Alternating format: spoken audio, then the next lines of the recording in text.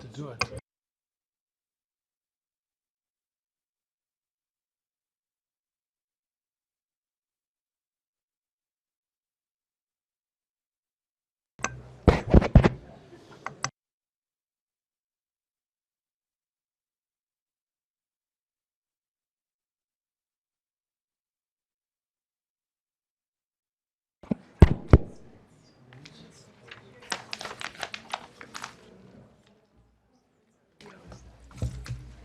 Good.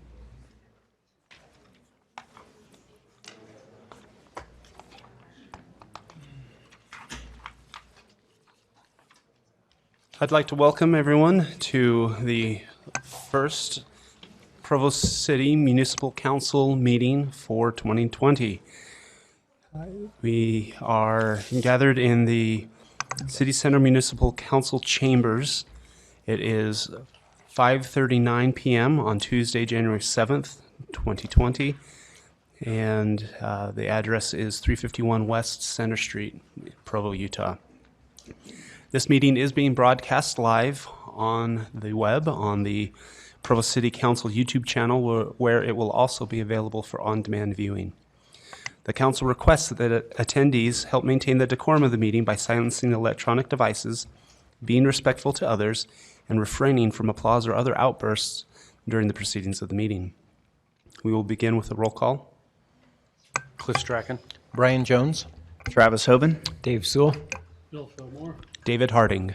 George Handley. Shannon Ellsworth. David Shipley. Wayne Parker. We will begin with an opening prayer given by Sharon Memmott, after which will be led in the Pledge of Allegiance by Susie Bramble.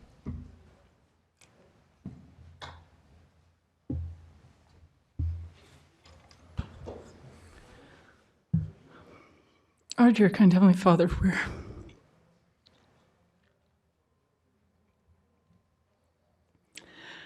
so very, very grateful for the opportunity that we have to meet here together, the freedom that we enjoy in this country, to be able to be a part of the process. and the confidence that we have that we're led by good and caring people that want what's best for our city. We at this time ask you to please be with us, that we might be able to maintain some decorum and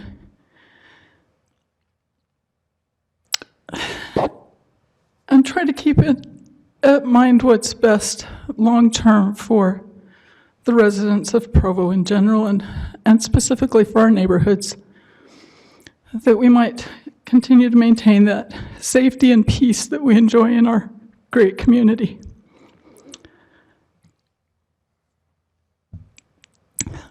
And we say these things this time in the name of thy Son, Jesus Christ. Amen.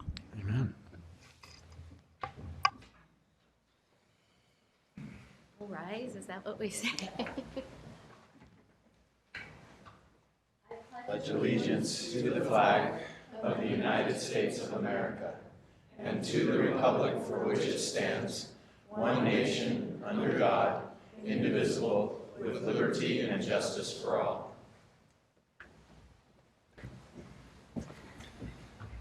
Thank you to both of you.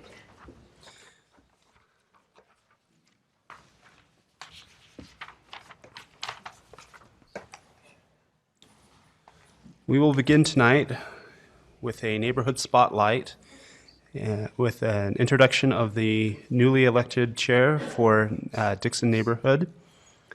And this will be introduced by the council's community relations coordinator, Ms. Karen Tapahe. Good evening, councilors. So Mr. Harding is a good example of where our neighborhood program gives us future leaders. He was formerly a neighborhood chair. And then we had Robbie Potter, and he finished his 4 years of service for the Dixon neighborhood recently, and the Dixon neighborhood held an election and elected Elise Otterson Taylor as their new chair, with Hannah Harding and Brendan Larkin as vice chair. You met Hannah last night at the inauguration. Elise? Oh, come on up. Here's your opportunity to just say a few things about the Dixon neighborhood. Okay, great. My name's Elise Taylor. The Dixon neighborhood really values living in a neighborhood that's close to downtown and all of the job and school and shopping and restaurant opportunities that are available to us. We enjoy the walkability and bikeability of our neighborhood. And we also really value Dixon Middle School and that it's a beautiful historic building.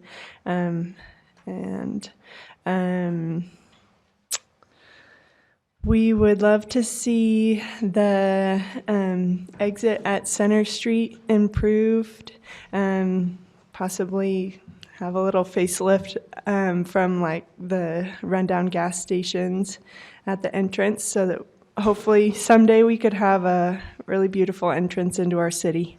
And I think that's all. Thank you. Thank you, Ms. Taylor.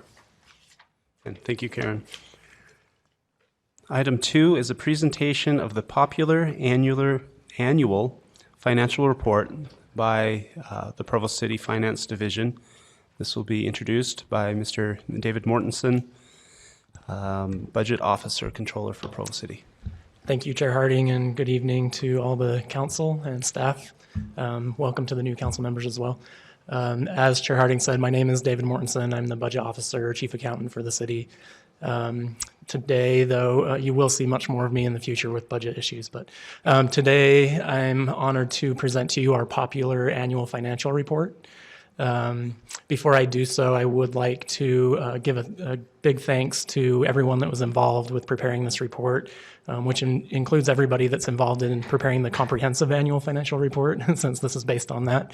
But I did also want to give a special thank you to our budget analyst, Kelsey Zarbach, who put in an extra amount of work on the PAFR specifically and putting it together for you today. So I believe each of you should have a hard copy of this. It's also on the screen for all those in attendance to see. Basically, as I said, the popular annual financial report is just a high-level overview and summary of what's included in the comprehensive annual financial report. So on December 10th of 2019, the council heard a presentation about the CAFR, or comprehensive report. And tonight we're talking about the PAFR. So I wanted to go through some of just the highlights. I'll try and keep my remarks somewhat brief, but I did want to highlight some of the things in the PAFR. First of all, accessibility of the PAFR. The whole idea is that residents can view this, learn more about the city, the finances of the city. The idea is that it should be easily accessible.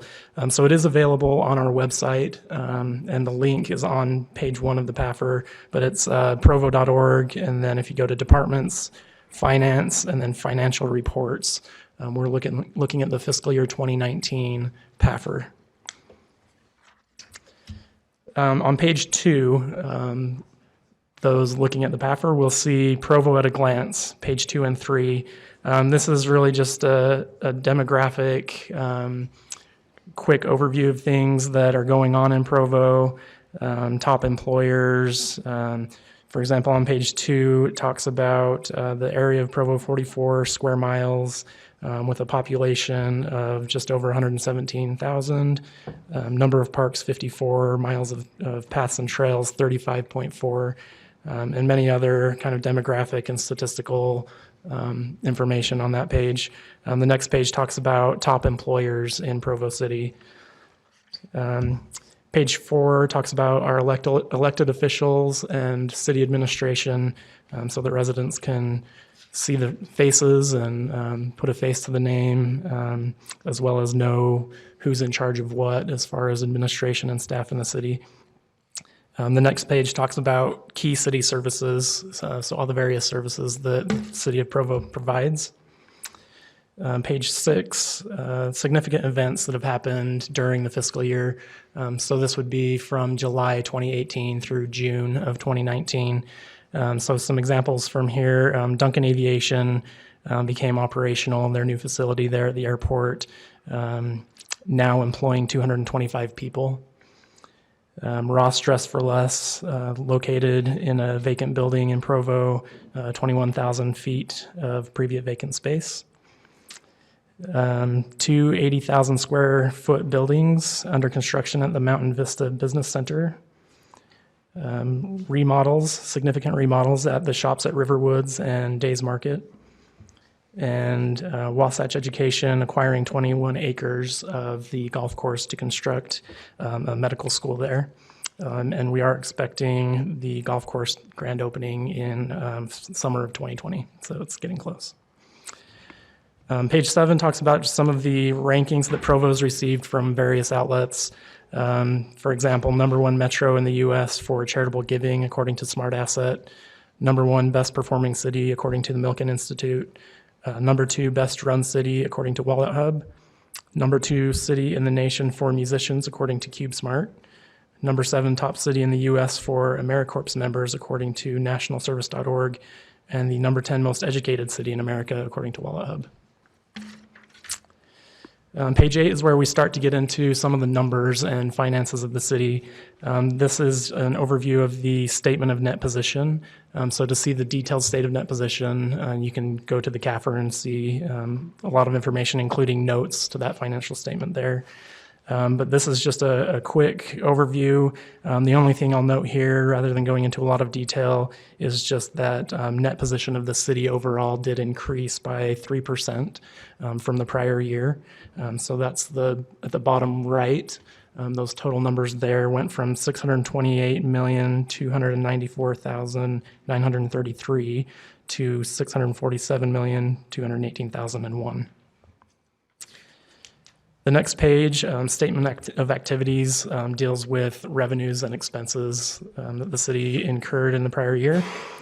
And the only thing I'll note here is just that there is a trend of increasing revenues from year to year. We continue to see, and that expenses consistently are lower than revenues. So that's part of the administration and the staff's commitment to budget conservatively and make sure that we're spending within our means. So.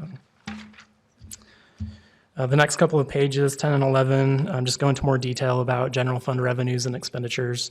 So I won't talk much about those, but those that are interested can read there. I did want to talk a little bit about page 12, general fund balance. So this gives you an idea of how much reserves the city has in accounts that can be used for emergencies or appropriations when things come up.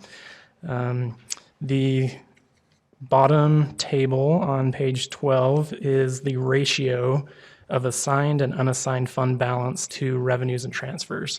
The reason that we show this is that the state dictates that municipalities have to have at least a 5% fund balance when compared to revenues and transfers, and no more than 25%.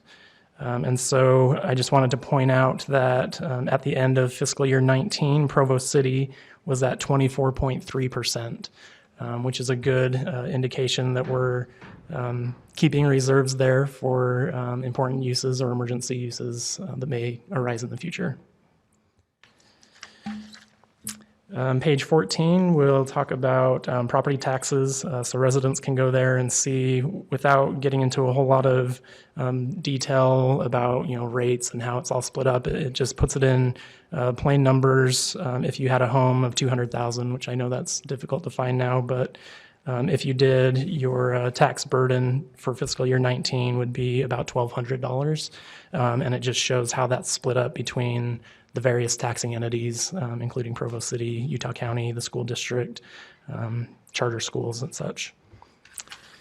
The next page gives details about revenues and expenditures in enterprise funds. And then the last page, page 16, talks all about city debt, what type of debt the city has, what it's used for, why we go into debt for certain things, and then payment, like how the city has paid back debt. So.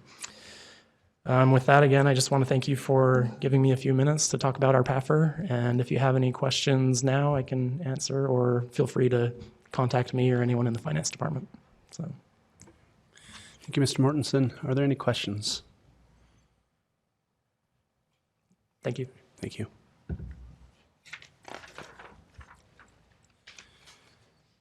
The first item, well, no, let's take a step back and talk about the rest of the agenda. If we could go to the next slide. All right, and then Mr. Jones, if you would read the public comment preamble. I'd be happy to. Thank you, Chair Harding. As indicated on the screen, a required public hearing will be held for certain agenda items prior to council action. After each such item has been presented, time to comment will be provided for all those who wish to speak. For items that do not require a public hearing, such as the items 7 and 8 on this agenda, public comment will still be taken following presentation of the item, but will be limited to 10 minutes. At this time, 15 minutes have been set aside for an open public comment period, which is intended to allow comment on matters that do not appear on the agenda. Persons who speak during this time to an item that is on the agenda will not normally be afforded a second opportunity to speak during the comment period specific to that item. During any public comment period, each speaker will generally be limited to 2 minutes. Additional time may be given to individuals specifically invited to speak, such as applicants, neighborhood chairs, or others that may be representing additional persons. Please begin your comments by stating your name and city of residence. Due to noticing requirements, no formal action will be taken in this meeting on matters that do not appear on the agenda. Thank you, Mr. Jones. Those with comments are invited to approach the podium.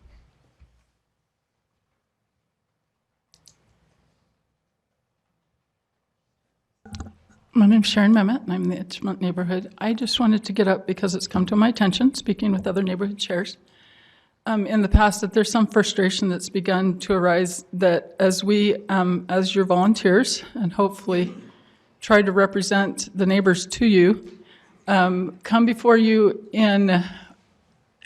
for various items after we've been required and have fulfilled the neighborhood meeting that we've been asked to do. And then we're asked to present that neighborhood meeting to you and represent several neighbors and maybe several different interests from one meeting. That we're given maybe 5 minutes total to do that, and it's just really hard to make that representation in that short amount of time. And in different orders, but the developer also gets an unlimited amount of time.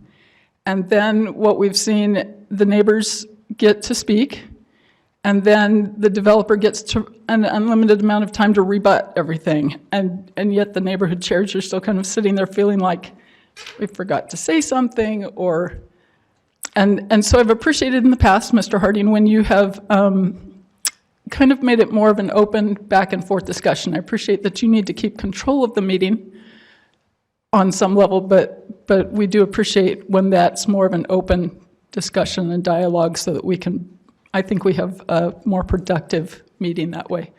I just feel like I loved a quote from this book that said something about even the CEO of Kimberly-Clark was always striving to become more qualified for his job. And I feel like us as neighborhood chairs are always trying to do that. And so if we can be more part of the discussion as we do that in these meetings, we'd appreciate it. Thank you.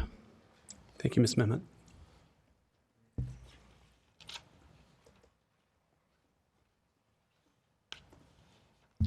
I'm Pam Jones, also Vice Chair of Edgemont Neighborhood.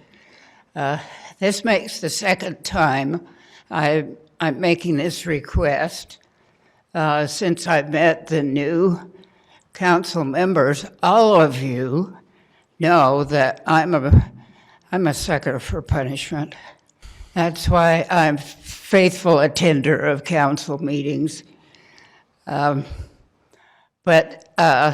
When I come to a meeting in this building, I park either in the back or in the front on Center Street. The problem with Center Street is that there are the medians in the middle, and there are some plants, landscaping, which is fine, but if I park on the north side of the median, then I have to step on either the dirt or the plants, or both, to get over to the crosswalk. And I'm wondering if you can't get landscaping department in the city to put in some stepping stones. You don't have to do a whole sidewalk. The curb is too narrow, even if you're sober. The stepping stones, they're about this big. If you could put those in amongst the plants, that would really help people parking on Center Street. Thank you, Ms. Jones. Any other comment?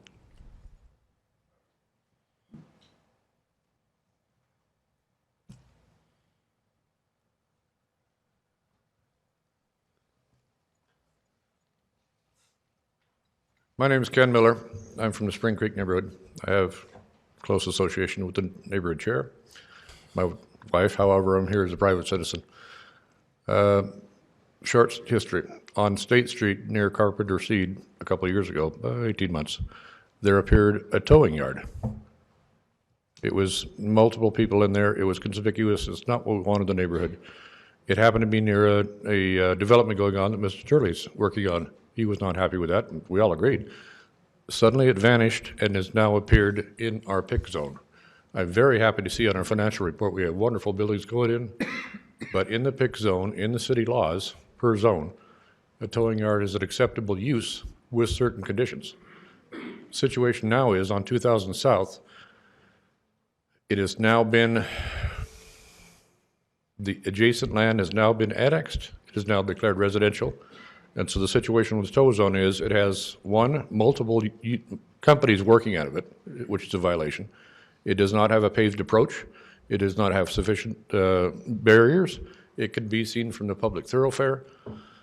I believe I counted 8 or 9 violations going on. I want to be very clear. I'm jumping over the loops to the top here.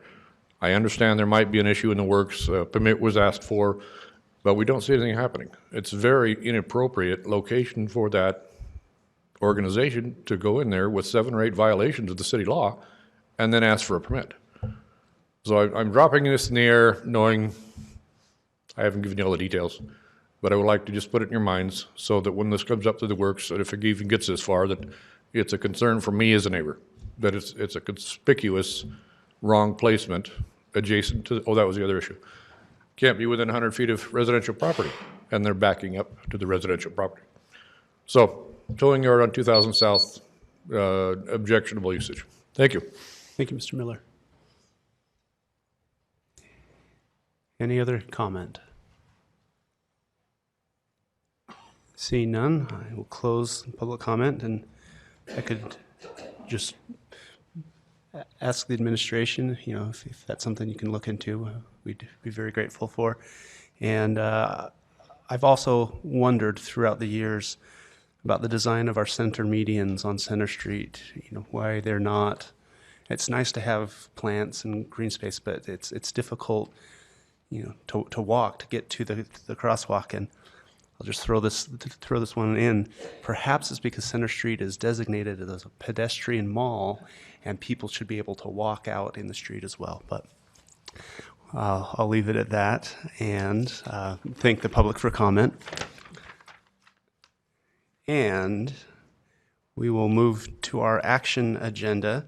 And the first 4 items here are all related to the election of chairs and vice chairs for the municipal council for this coming year, as well as the redevelopment agency.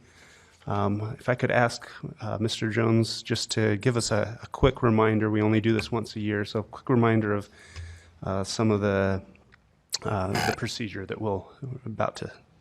Yes, thank you. I'd be happy to, Chair Harding. So this is a little bit of an unusual process. The way that it works by city code is that when the currently serving chair opens it up for nominations for a new chair, those nominations do not need to be seconded, but any council member who desires to make a nomination can simply make that nomination. The chair will note them all down. City code actually prohibits any discussion of the nominations and just requires that immediately after the nominations being closed that a vote take place. That vote is held by the council chair reading each name in order of nomination and asking for votes in the affirmative. And as soon as any nominee receives 4 votes, that person is elected as the new chair. The currently serving chair then follows the same procedure for electing a new vice chair. And following that process, I'm just checking to make sure I say this correctly because of the resolution that we've got. Following the election, I don't think if we did this right.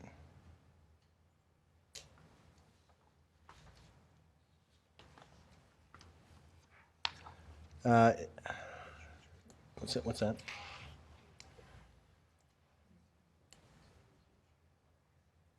Oh, okay. Yeah, I was looking at the code and not the handbook, so thanks, Cliff.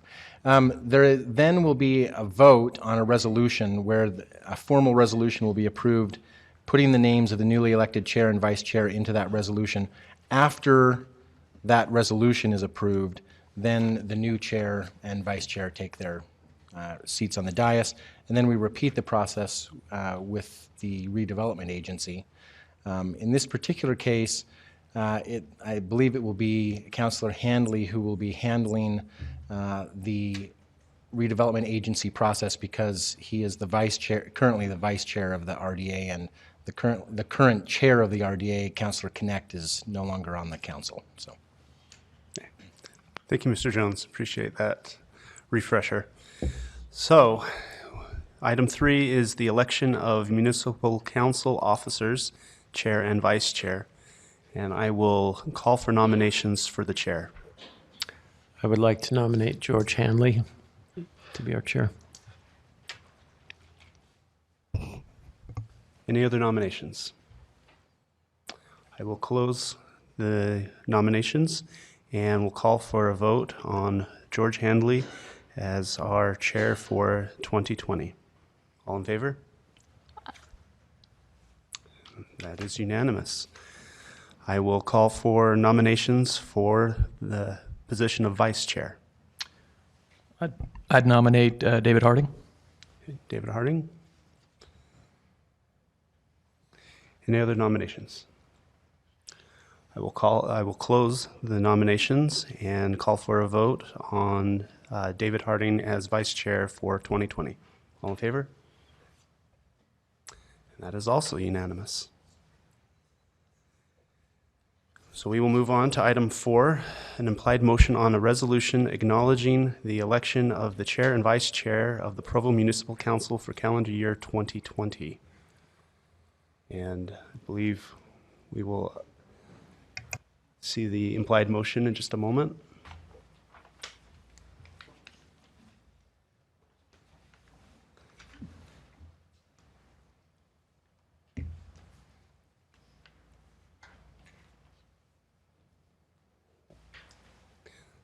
So there's an implied motion for the resolution that is on the screen. And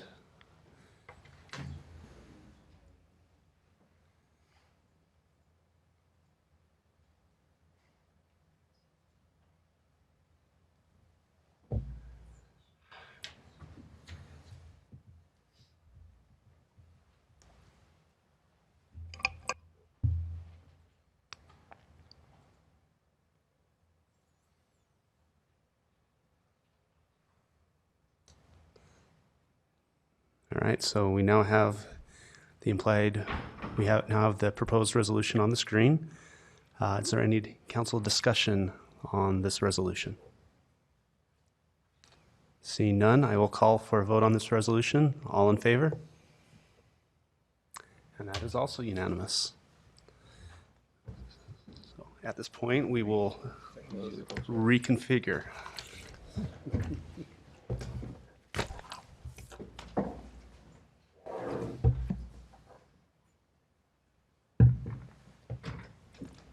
Thanks.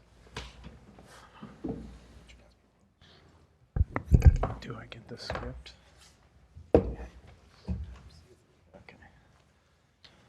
All right. Well, I want to thank my counselors, fellow counselors, for their confidence, and I certainly want to thank Dave Harding for his excellent service as council chair over the last year. It's been a really fabulous year. I think we had, especially from the outgoing city council members, saying things like this was the most peaceful and pleasant year on city council that they can remember. So I know that's very much due to Mr. Harding's hard work, so thank you very much. And again, thank you to the rest of you. Okay, so for the next item, we will be recessing as the municipal council and convening as the redevelopment agency and as the vice chair of that agency. I will. That all happens by unanimous consent. I'm new at this, so I'm just reading the script, so bear with me, everybody. I will call for nominations for the chair of the redevelopment agency. And I would like to make a nomination of David Sewell to be the chair of the redevelopment agency. Are there any other nominations? All right. We will then call for a vote in favor of this nomination of David Sewell as chair of the redevelopment agency. All in favor? It is unanimous. All right, we will repeat this process then to nominate a vice chair. Do I have any nominations for vice chair? I would like to nominate Shannon Ellsworth as vice chair. All right, do we have any other nominations? I'll call for a vote. All in favor? It is unanimous again. So now we will have a resolution acknowledging the election of the chair and vice chair of the redevelopment agency. Do we also need a document put up here? Okay. Look at that. They've already got the names there and everything. Any discussion on the motion to approve David Sewell as chair and Shannon Ellsworth as vice chair of the Redevelopment Agency of Provo for the calendar year 2020? I call for a vote. All in favor? It is unanimous. All right. We will now adjourn as the Redevelopment Agency and reconvene as the Municipal Council of Provo by unanimous consent.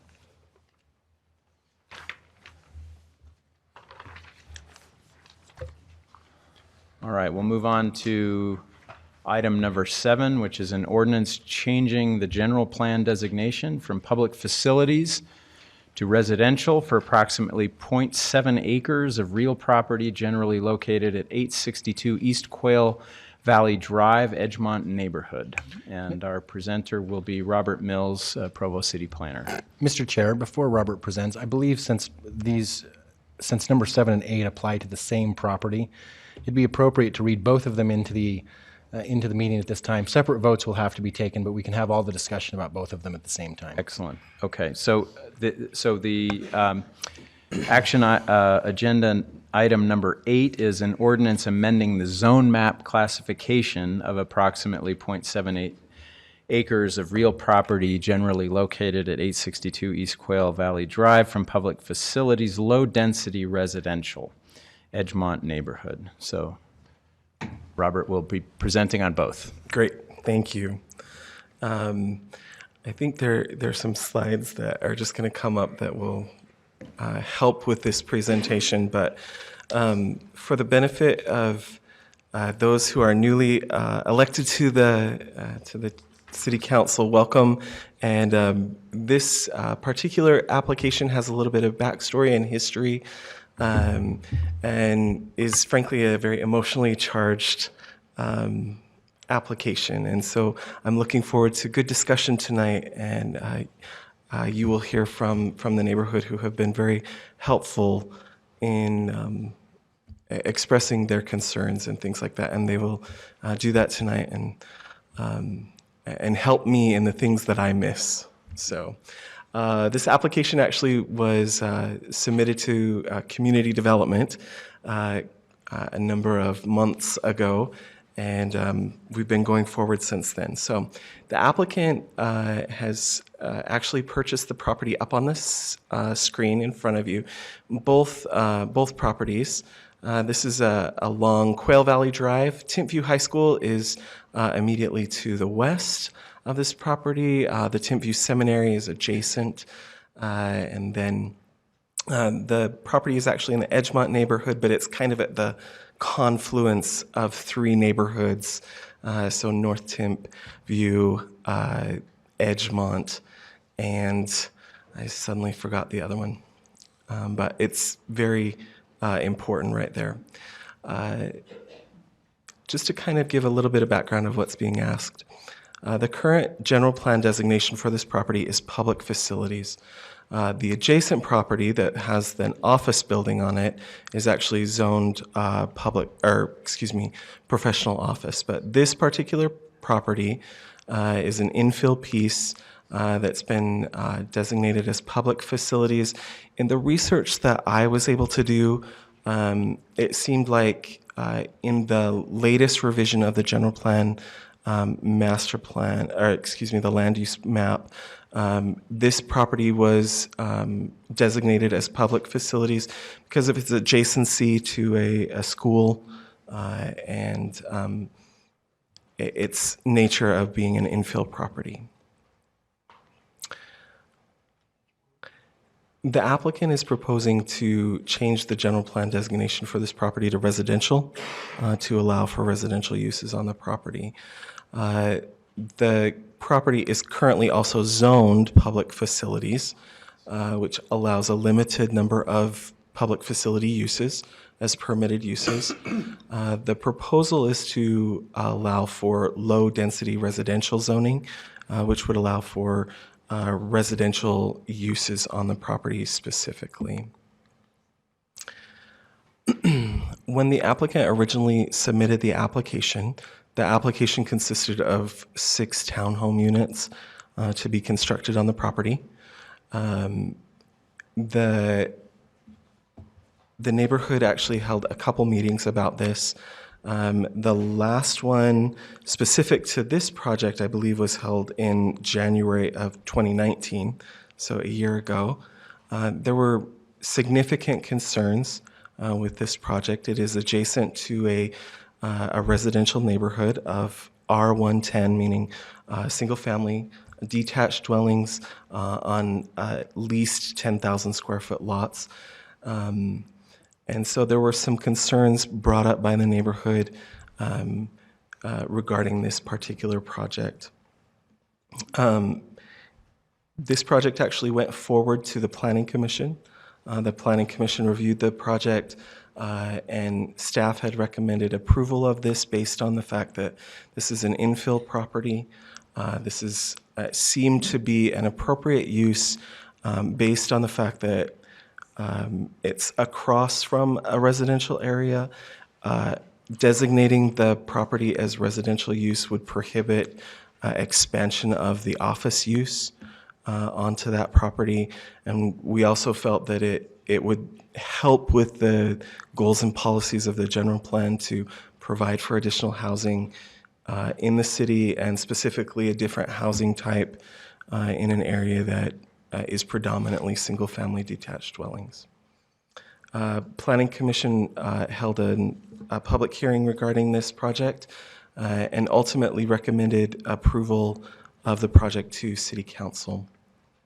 And it's gone there, and City Council heard this project and recommended continuation of the project just so that the applicant and the neighborhood could continue to work together.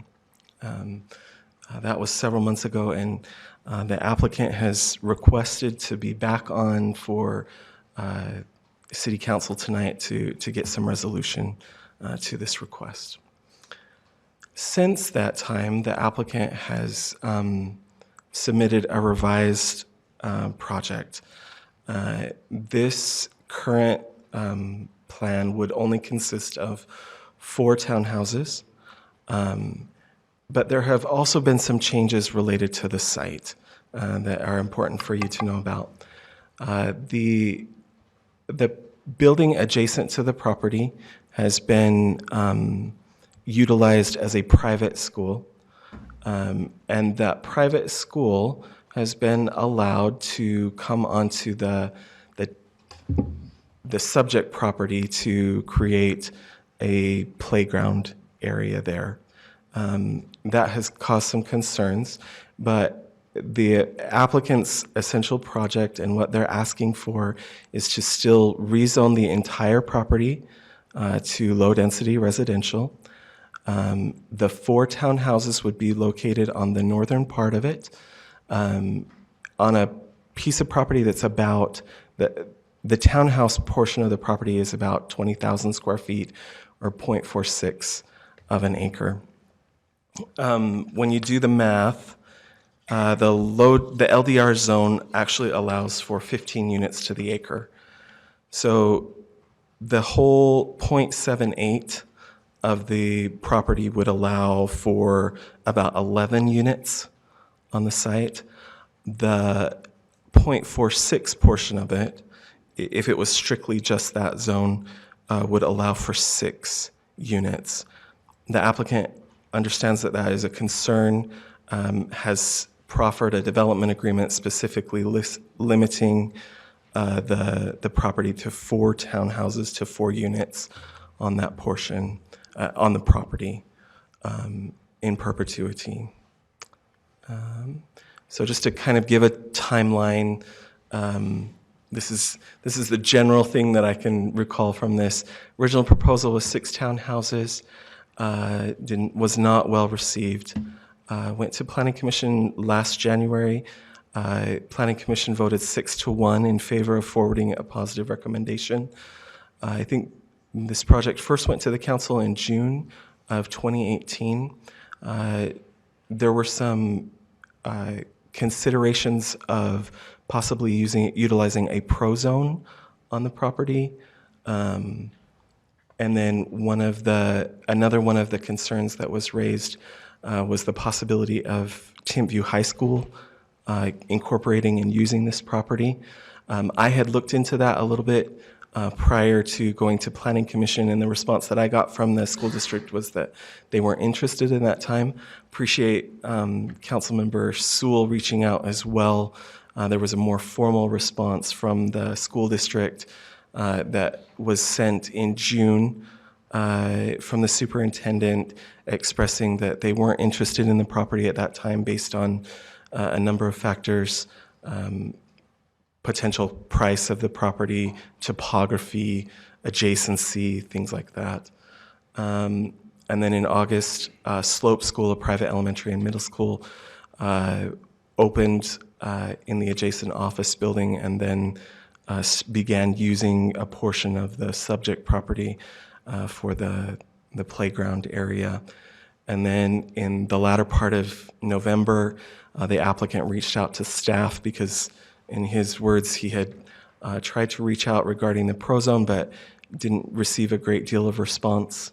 The applicant and the neighborhood chairs from Edgemont actually met in our office to kind of discuss the current situation and status. And the ultimate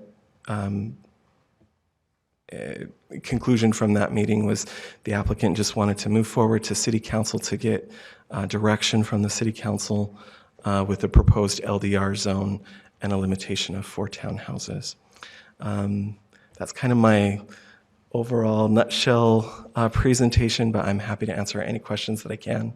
And the applicant is here ready to give a presentation. Neighborhood chairs are here ready to provide their input, as well as the neighborhood themselves. So, any questions that you have? Any questions for, yeah, go ahead. So in June 2019, the council continued it in order to give the applicant the opportunity to consider a ProZone. My understanding is that the city is trying to get away from ProZones. Is that correct? That is correct. So we wouldn't likely move forward with that kind of option? Likely no, unless the council felt that that was the more respectable resolution to something like this. Okay. But that's the council's prerogative. Gotcha. And is this planning staff's recommendation still to approve this project? Our recommendation is still that this seems like a good infill use of a piece of property, provides additional housing. It would seem that 4 additional townhouses wouldn't be a significant impact there. We completely acknowledge that Quail Valley Drive is a concerning road. It would not seem that 4 additional townhouses would be a significant impact to that area. The one caveat to that is it is something of a concern that there is a private school next door that's utilizing a portion of the site. That's not something that was considered. To us, it doesn't seem like something that would create additional impact. However, that's something that you as the council should weigh and consider as well. Thank you. What I couldn't count up. How many parking spaces are allocated? Is it garage spots? Is it what is the parking situation? So the for the proposed 4 unit. Yep. So the requirement are 3 per unit in this zone, and the applicant has provided 2 in each garage. It's a double garage, and then the applicant has provided an additional 6. So there are 14. Okay. Another question. So the redevelopment agreement would be the development agreement would be for just 4 units, even though we're possibly changing the zoning for the whole property. They're just going to do 4. Maybe this is a question for our attorney here, but what's our ability to enforce development agreements? Do developers stick to those agreements or not? Well, I was going to suggest to Cliff earlier in the day that we probably need an hour session in the next work meeting on development agreements. Because I think that's something that probably needs to be covered for the new council members. Recognize, first of all, that development agreements are a useful tool for handling development.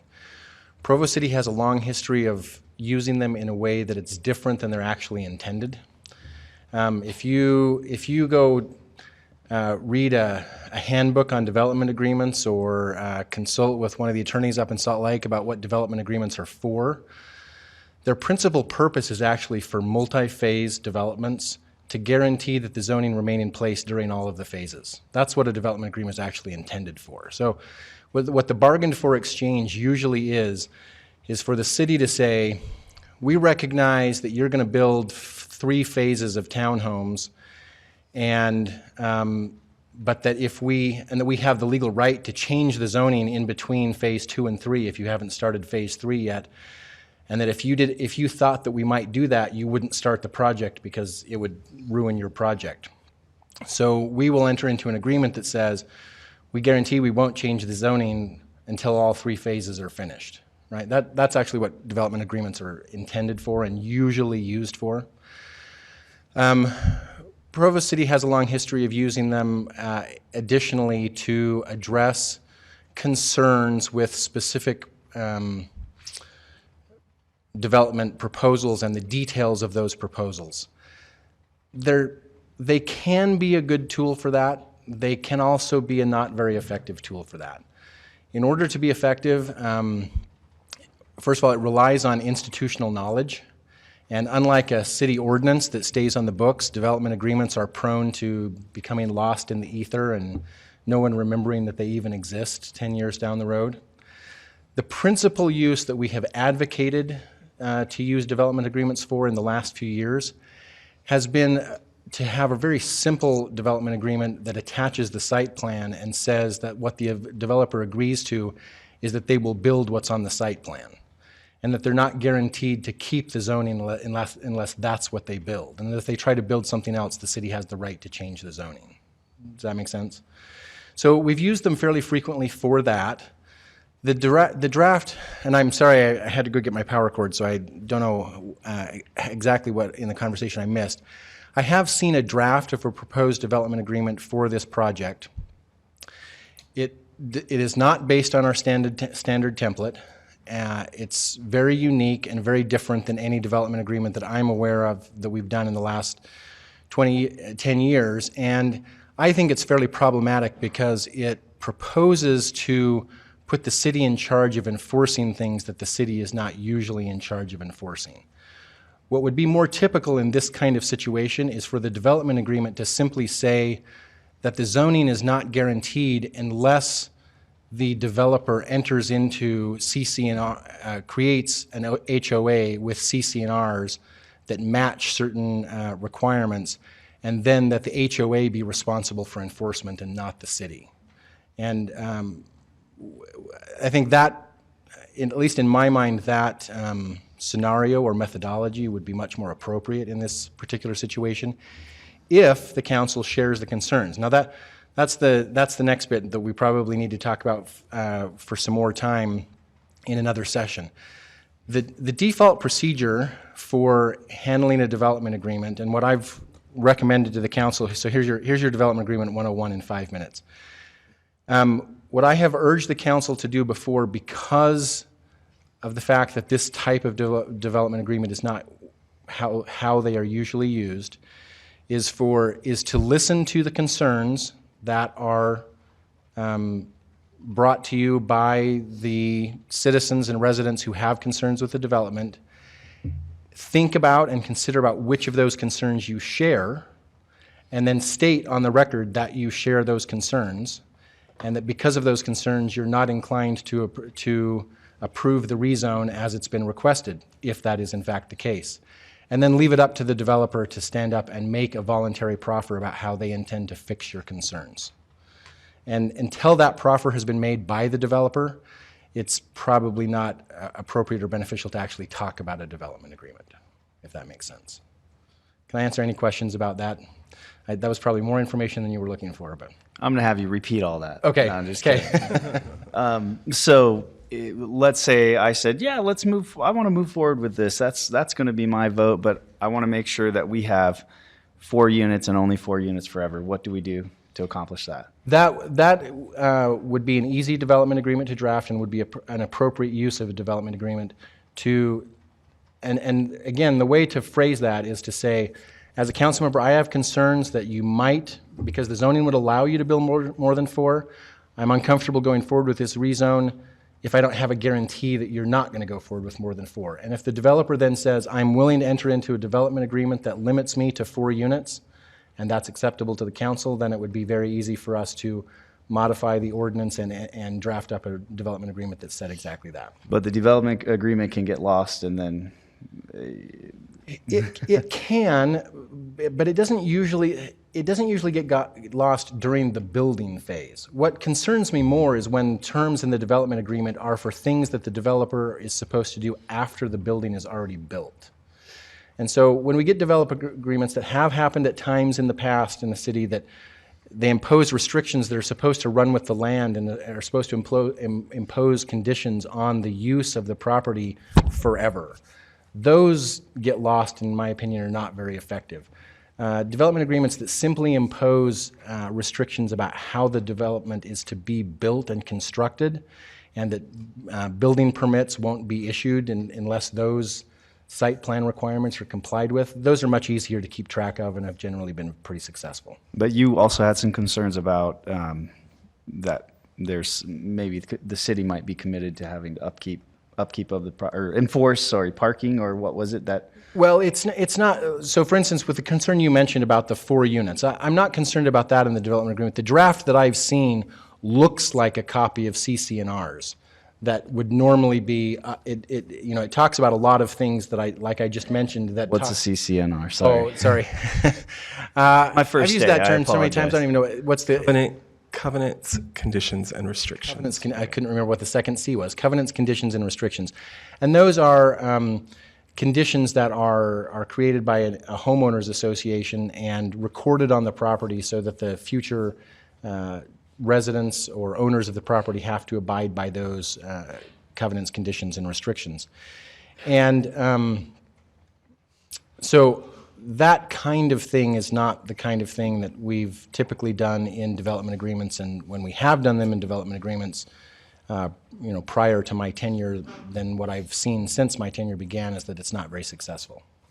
Thank you. I think, I would just add that I think that the greatest example of CC&Rs not working well is on the adjacent property. There are covenants, CC&Rs related to this property that were placed on it about 40 years ago that are very convoluted in their enforcement and how those covenants are supposed to be acted upon and how anybody with any sort of related interest in that property goes forward in enforcing those covenants. So, and I'm sure that will be brought up tonight, but that's probably the greatest example I've ever seen of things that get lost and things that are very, very difficult to manage and to implement and to keep track of. And so I think Mr. Jones very, very wisely said that, there are certain things that are easy in a development agreement, but ongoing conditions, ongoing mandates, those are very difficult. Did the school district have any concerns about having an adjacent property to Timpview there? I mean, did they voice any safety considerations or anything like that to have it adjacent and butt up right next to the school? To my knowledge, no. I think there was a copy of the letter, the email in your packet. Okay. I think their main response was just on the desirability of the property for their use. And then, because I'm new, help me out here. How typical is it for a developer to go to Planning Commission, have Planning Commission say, hey, move forward with this, and then have a different, have some different use going on, with the adjacent school, using some of this property, having a different amount of, we're not dealing with the same amount of units that we were when it was suggested for the Planning Commission to proceed. Does it go back to planning commission when it's adjusted materially, or what usually happens? It can. In this case, and that might be the recommendation of the city council to have it go back. In this case, the decision maker is the city council. The planning commission recommended approval of a higher number of units with, similar adjacent uses. The issue of the playground was never considered. I don't know how the planning commission would necessarily react to that. My guess is that that's a similar situation in many other parts of the city where you have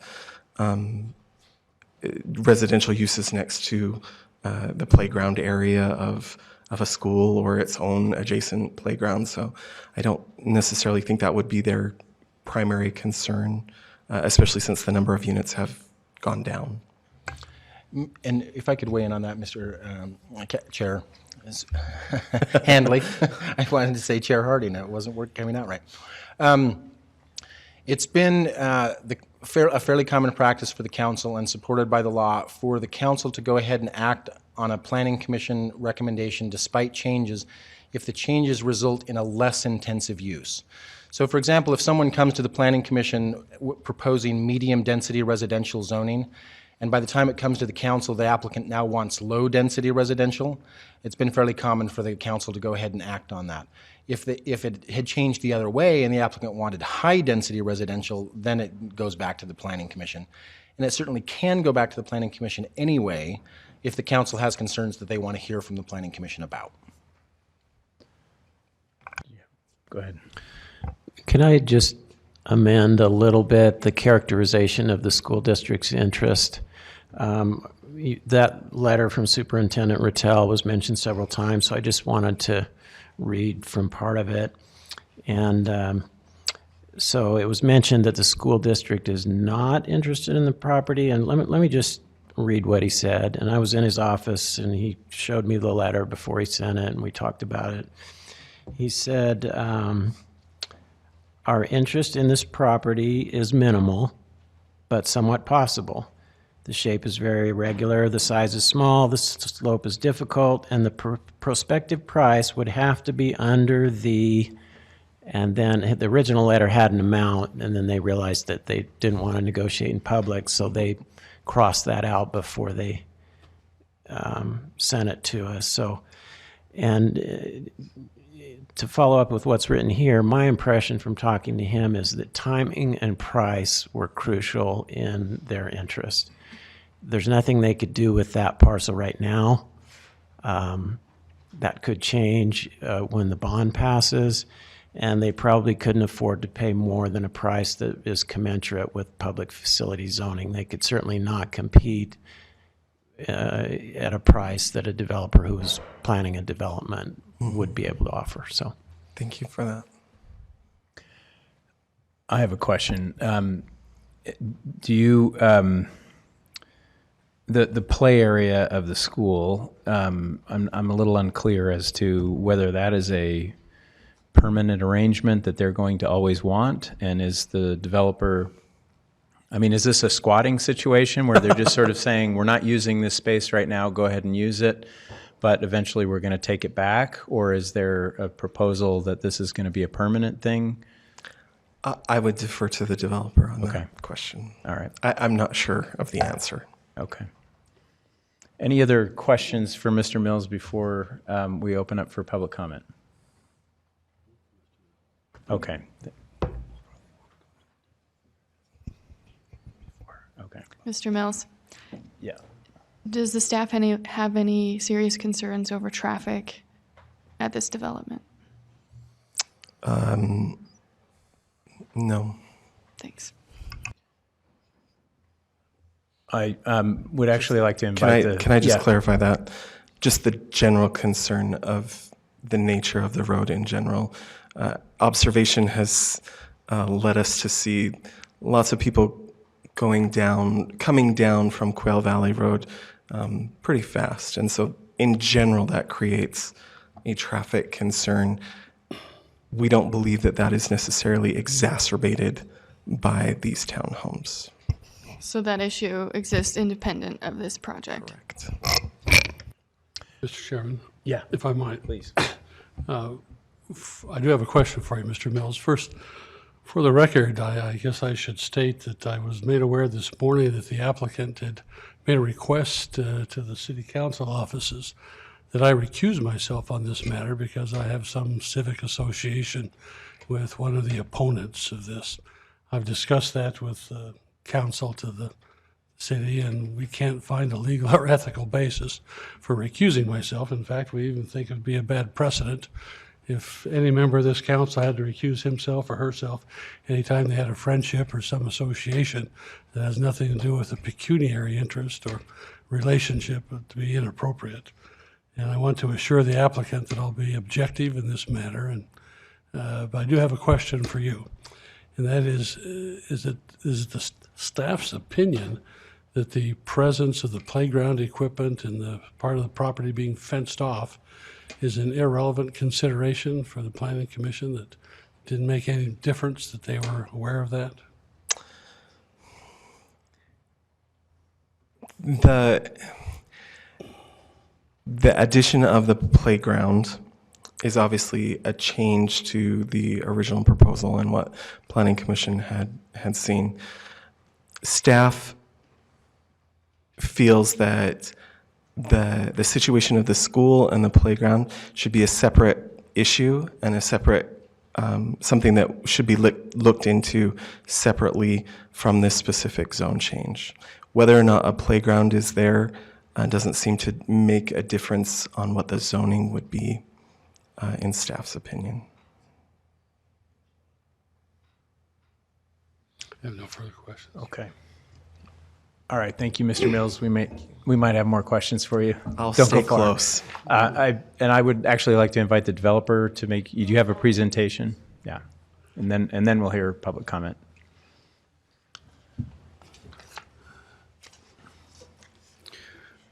Good evening, councilors. Welcome to those of you who are newly elected. Sorry if I get your tenure off on an exciting start. I didn't intend for that. As they're bringing up that presentation, it was in July of 2018 that I purchased the office building on the hillside. I purchased it with the specific intent, sorry, my name is Corbin Church. I purchased it with the specific intent of housing BYU students who were starting businesses. I teach entrepreneurism as an adjunct professor at Brigham Young University. I felt that we needed something to compete with the school up north with our entrepreneurial students. And that was the purpose, was to give them some digs where they could start their businesses, incubate them, and move out. It was provided to them mostly free of charge or at a minimal rent. That was the purpose. At the time of purchasing the townhome, the building, I also purchased the property next door. I'm going to try to be very brief in my comments, so that I don't take too much of your time, let you ask questions, and I don't want to be repetitive of anything that Mr. Mills has said. He has been great to work with, as have Sharon Mehmet and Marion Monahan, your neighborhood chairs in the area. They've been great to work with, and the neighbors I've spent a lot of time with as well, and we've had good conversations. I didn't say they were in favor. I said we've had good conversations. As you've heard, and you will hear, it is an odd-shaped piece of ground. It's very peculiar. It is also sloped, which you cannot see in these pictures. It is on a slope, as is all of the Timpview parking lot. It's a peculiar piece of ground. However, it does fit your definition of an infill piece of property. And it meets the city's goal of affordable housing if a fourplex were approved to go forward, 4 townhomes. January 15th, almost 1 year ago, we had our first meeting with the residents in the area. I didn't even attend it. I was traveling in San Jose with some students, helping them raise money. I didn't attend because I had no idea the emotion that existed. My wife was present, and I apologize to her for that. She was taken to task. That building was built 42 years ago, very much at the angst of the residents. I had no idea, and there's nothing that I can do about that. I purchased the building with no knowledge of that. It is what it is, and I'm sorry that for 42 years that building has been such a source of concern for the neighbors. No way I could have known that. As I sat in the community meeting and in meetings that I subsequently held on my own, I heard a lot about traffic on Quail Valley Drive. I heard a lot about parking concerns in the area. I was told that townhomes would devalue nearby homes, and then we learned that there was an easement on the building restricting its use. I had no idea about this easement. At 3:30 in the morning, Mr. Bramble sent me an email. I forwarded that email to my title company, and I said, how could I possibly not know about this easement on the property? They said, we don't know, we'll check into it. The next reply I received was from Curtin McConkey, their attorney, and it was a legal opinion of why the title company had no liability to me for not informing me of the easement. Bottom line, the easement was filed on the wrong piece of property. To be clear, the address on the easement is the address of the building, but the meets and bounds are not. An east and a west was transposed. And that is a critical mistake because title companies use meets and bounds, not physical addresses.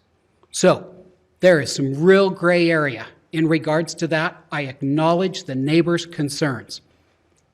I could not have known about something I didn't know about prior to purchasing the building.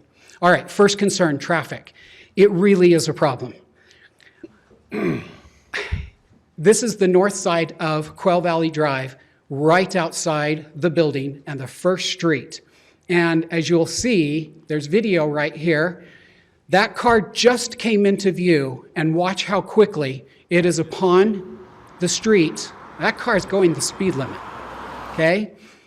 But these neighbors pulling out onto Quail Valley Drive, when there's a speeder coming along, have very little notice. Here is the entrance and exit from the townhomes, the proposed townhomes. As you can see, the visibility and timing is very different. Their concerns of traffic are very valid. But as Mr. Mills said, are they impacted by this decision?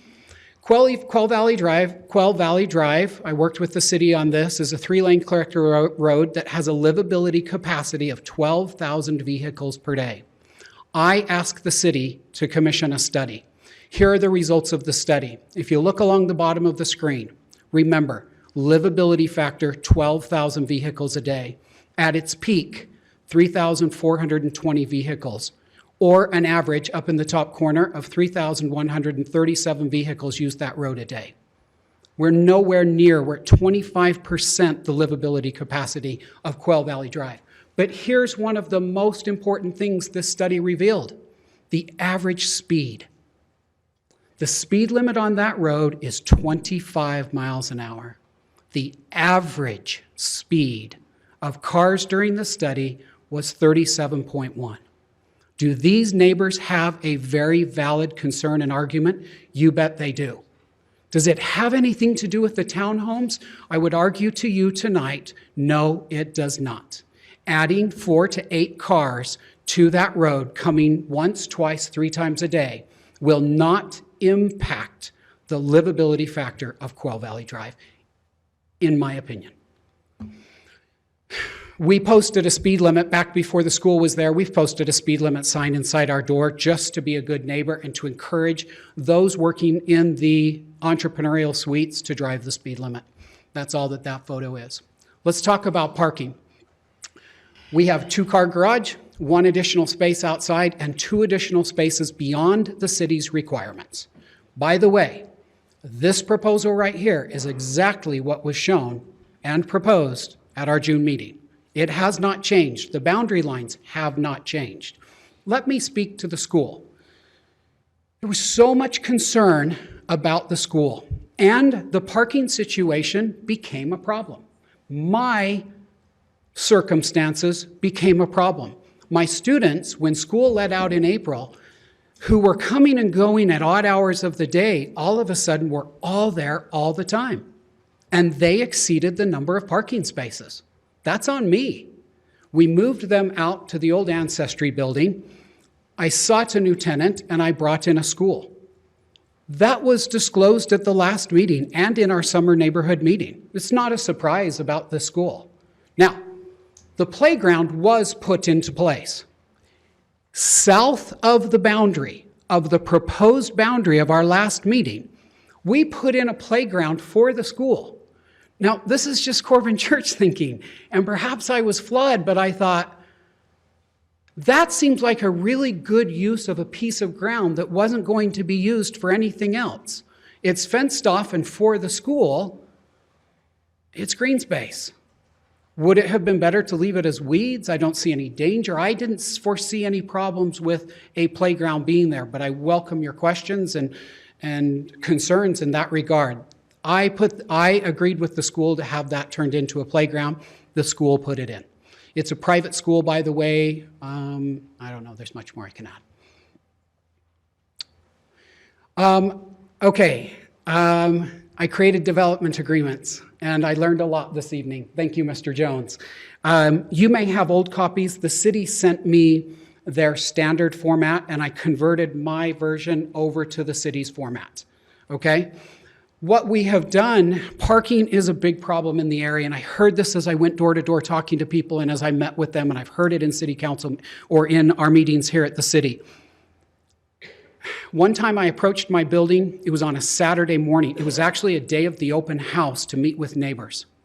There were cars lining both sides of Quail Valley. All of the neighborhoods around, their curbs were filled. My parking lot had cars in it. A neighborhood chair from another neighborhood came to meet with me, and I said, what is going on? And she said, ACT prep and a ballroom dance competition is taking place at Timpview High School. The parking lot was full and the street was loaded. There are parking concerns. You're going to hear them complain about the parking tonight. They are valid complaints. I don't know what the solution is. But as you can see, I have provided adequate parking for the townhomes and the office building. When I became part of the problem, I immediately changed the circumstance. The school today has on average 6 cars in its parking lot. 6. We were at 38 previously. We put in the development agreement that cars parking overflow for our townhomes could park in the office building, overflow from the office building could park in the townhomes. Being the owner of both properties, I have the ability to do that, and we put that in the development agreement. We did the development agreements at the recommendation of the city. This is a solution to take care of the neighbor concerns. If that's not the best way of doing it, we're open-minded to whatever you have to say. But that's why the development agreements were created and these things were put in place. Each and every concern I heard from the neighbors, I've tried to address in the development agreements or otherwise. We were told that the development agreement empowered the city to enforce the rules. That's why they were done. If that's incorrect, and what I learned from Mr. Jones tonight is it's a little different intention, that's why they were created. If there's another or better way of doing it, we're happy to do that. What we were trying to show as a developer was that we were hearing the neighbors' concerns and that we were acting on them. The current restrictive covenants, they are very difficult to enforce. I believe you probably read them this morning or this afternoon in your work meeting. Those restrictive covenants require the neighbors to enforce them via a lawsuit. It is not the best way, and hopefully a development agreement or something of the sort is a better way for all of us to enforce these rules. The development agreement highlights the grounds must be well maintained, and that goes right against what Mr. Jones says was the purpose of them, because that's after construction. Limiting the types of businesses. We looked at the PO zoning, and some of those zones were very concerning to the neighbors. We used the development agreement to limit the types of zones. Specifically, no call centers. There was a call center in that building at one time that was of tremendous frustration to the neighbors. The cars overflowed into the neighborhoods, and it was a real problem, I understand. No homeless shelter, no rehab center, behavior, drug, or alcohol treatment. Those were put into the development agreement to benefit the neighbors. One of the concerns the neighbors brought up is, okay, Corbin, you're willing to work with us, you seem like a good guy, but what happens when you're gone? The development agreement was an answer to that question. I put these in place, they remain forever. At least that was my understanding before Mr. Jones' explanation. Parking for either property, we covered that. I was told that having these 4 townhomes added to the area would devalue our homes. I went out and hired 2 different appraisers to give me an opinion on that. I solicited 12, but I couldn't even get people to respond to me. They just were not interested in providing an opinion. They're too busy. It is my expert opinion that the addition of the proposed townhome project at 860 East Quail Valley Drive will not have an adverse effect on the nearby residences. Adding townhomes into the mix on the south side of the road will not have a negative impact upon residential dwellings to the north and would be superior to the existing edifices. The townhome development just 930 feet from the proposed project provides further evidence to the suitability of such a development in this area. Mr. Beckstead said something verbally, I'll share, that was very interesting. He said, you look at the traffic and how busy Quail Valley Drive is. You look at what's on the north side, and you look at what's on the south side in this particular zone. His words, the 2 sides of this street are 2 different animals. Here you have single-family residences in an R110 zone.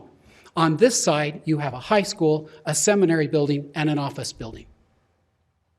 2 different animals, his words, not mine, and I only say that because I do not want to offend the residents present. And so I use somebody else's opinion rather than my own. Here's another opinion from an appraiser.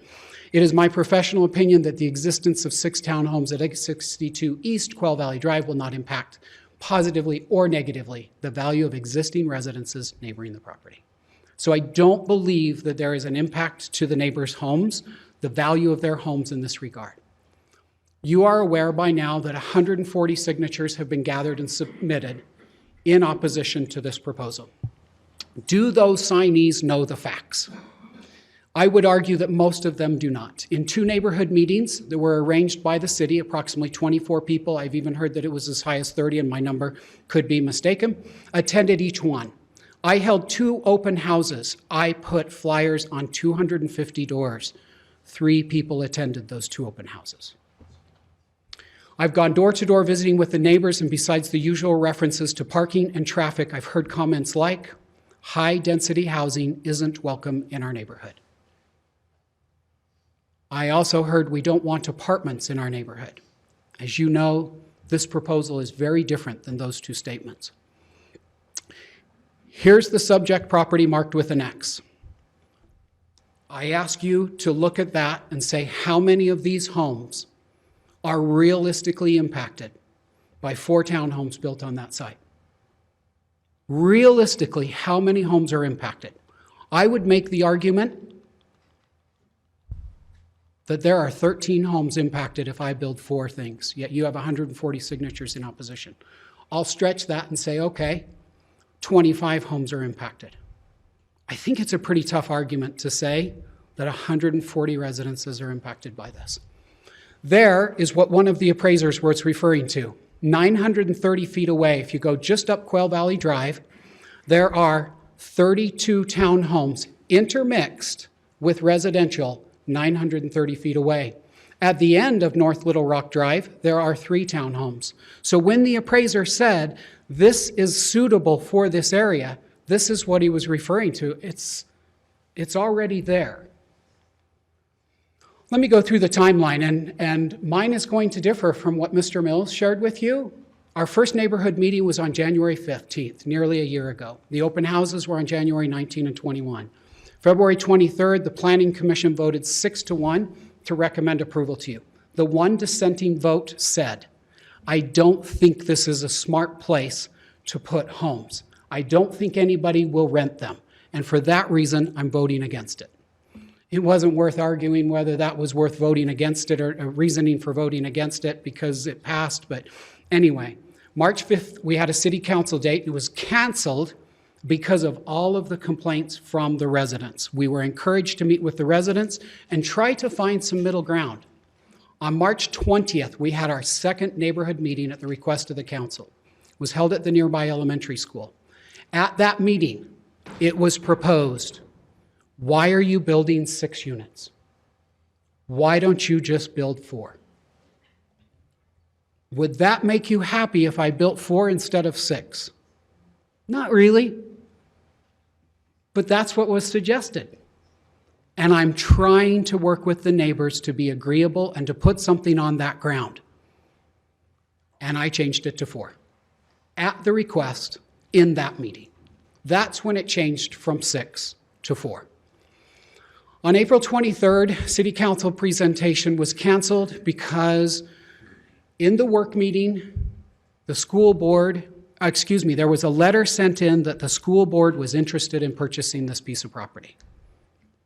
Okay, we put the meeting on hold and we went and met with the City Council. You've heard what Mr. Sewell found. Councilman Winterton was here last time. He spoke with a member of the board. They shared the same thing. We're not interested. I spoke with Miss Rash, a board member, Julie Rash.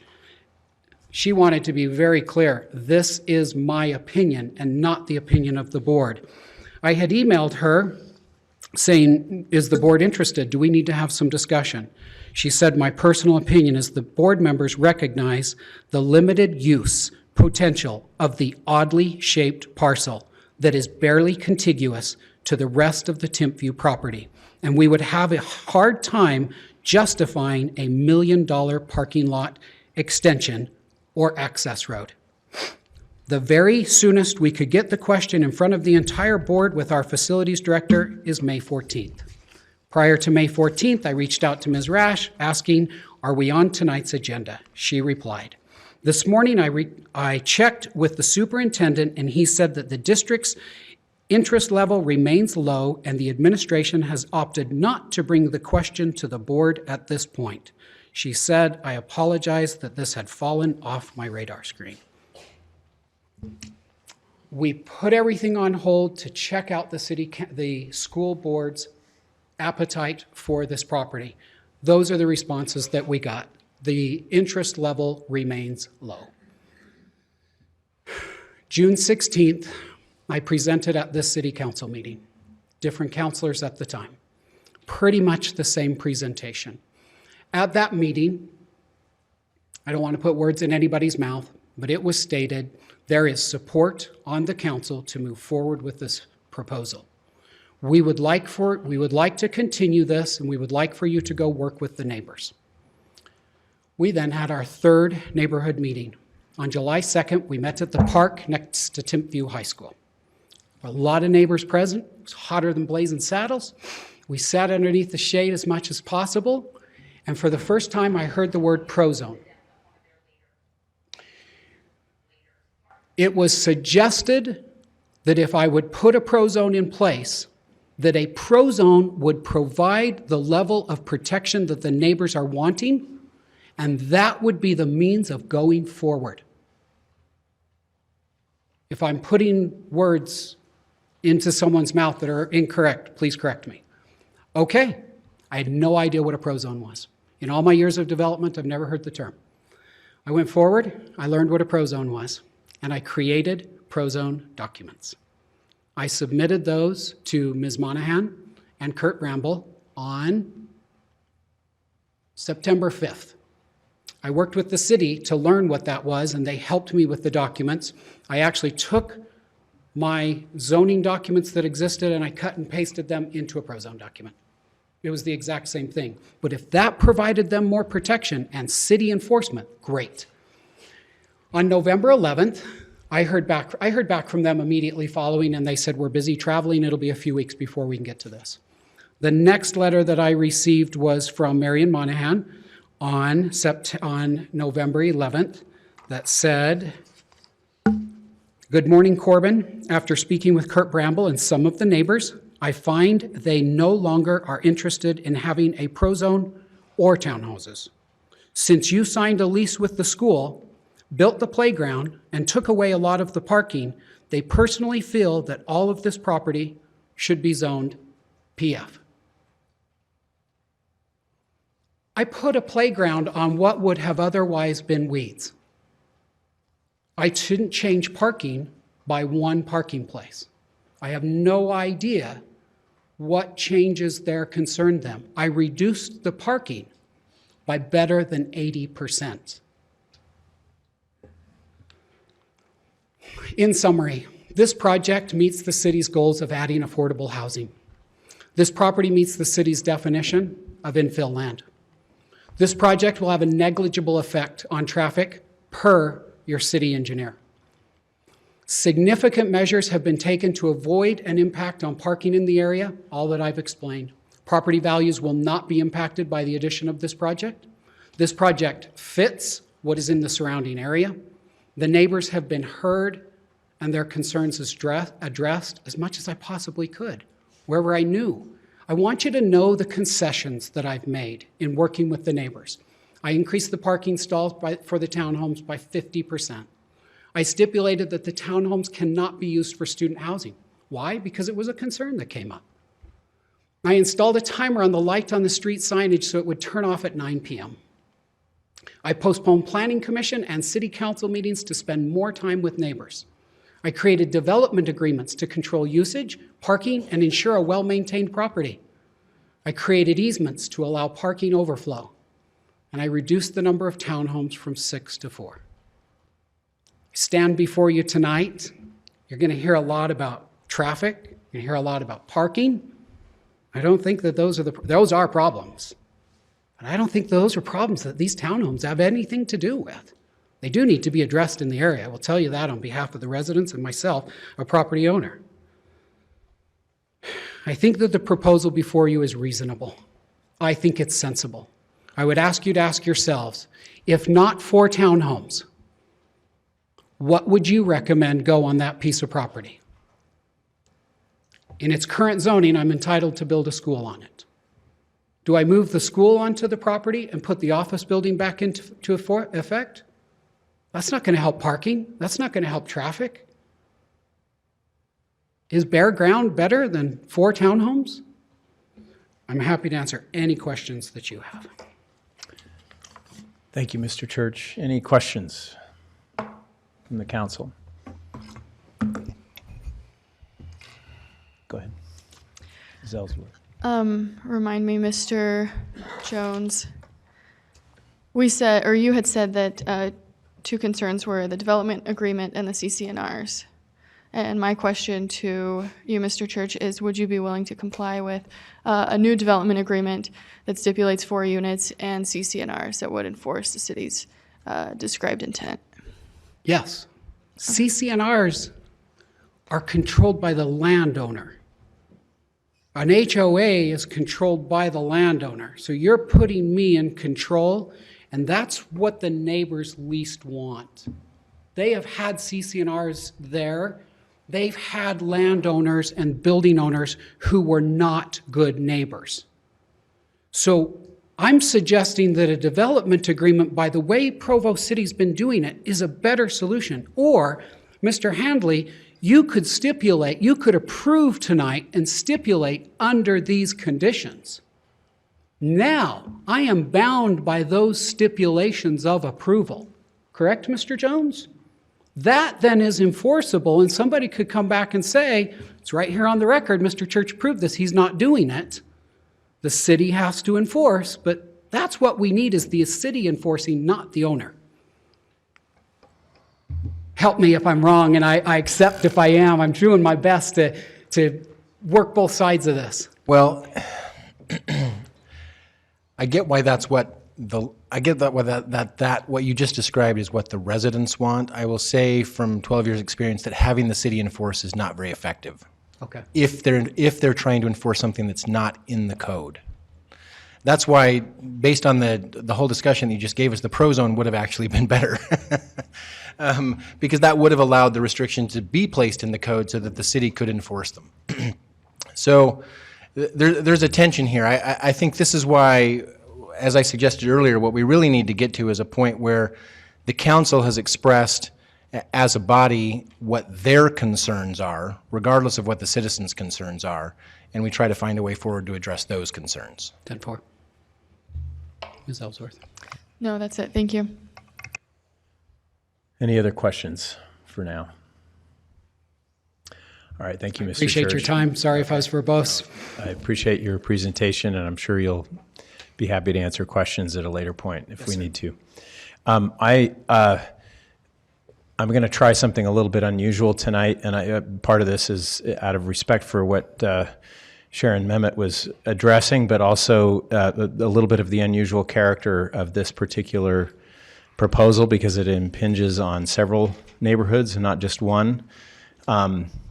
Let me just say a few things by way of process. One is I'm going to be very strict about time limits, and that's not because I'm impolite, and it's not because I don't respect public opinion. One of the reasons that's really important is that it's important to everyone in the city that no citizen gets more time than anyone else. It doesn't matter who you are, you get the same amount of time, except I will allow the neighborhood chairs, and I think there are 4 neighborhoods that are impacted by this, so I would welcome the 4 neighborhood chairs to make presentations of 5 minutes each, but I will, I don't know if there's a this is what's a little confusing to me. I don't know if Marion's the chief one, but if there's one who can give us the report on,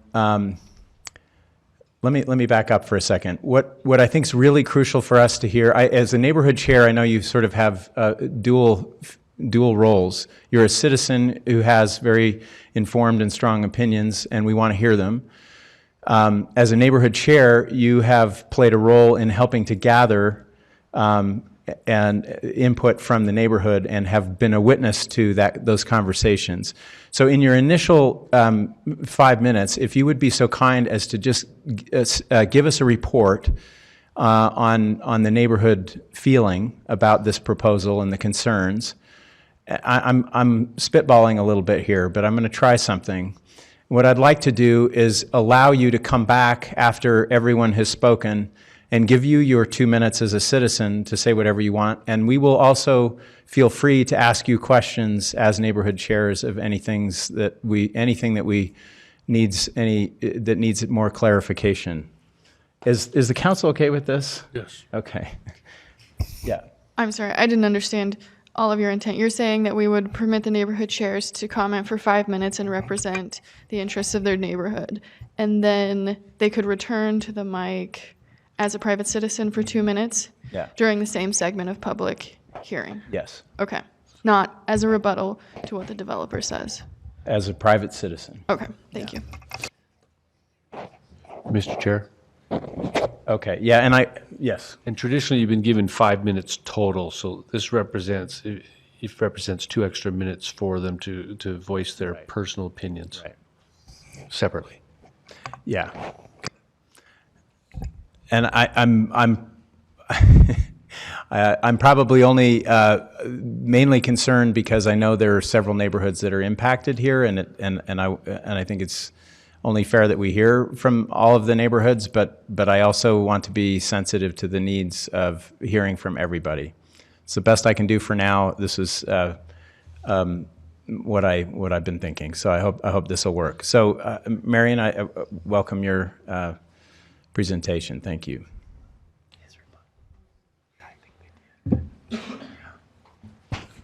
Marion Monahan, Edgemont Neighborhood Chair. Thank you for this opportunity, and I will try to just give you the neighborhood feeling and not put my own feelings into it at all. This property, well, it's been a whole year, as we said, and it's hard to remember everything because things are always changing. And I think that was what frustrated the neighborhoods the most, is that they had no idea what was coming next. So in our initial meeting, there were 30 people present. We took a vote. None of them wanted this proposal to go through. At that time, it was for 6 townhouses and the incubator for entrepreneurs. That was the way it was stated. It went to the Planning Commission. which they approved it, 6-1 as I remember. Again, the neighbors objected strongly. It went to the city council, and again, the neighbors objected strongly. And you know all the reasons: the traffic, the water issues on the land, everything that we knew was there. It was continued. Interestingly enough, in July, we had another neighborhood meeting because the neighbors reluctantly decided that maybe they could compromise. And so at that time, it was suggested 4 townhouses and a pro zone, which he had never heard of, and he agreed that he would do that. That was fine. The summer went through. I believe he was out of the country, and I began getting calls from the neighbors. What's going on? The landscape's changing. There's fences going up and gates and playground equipment.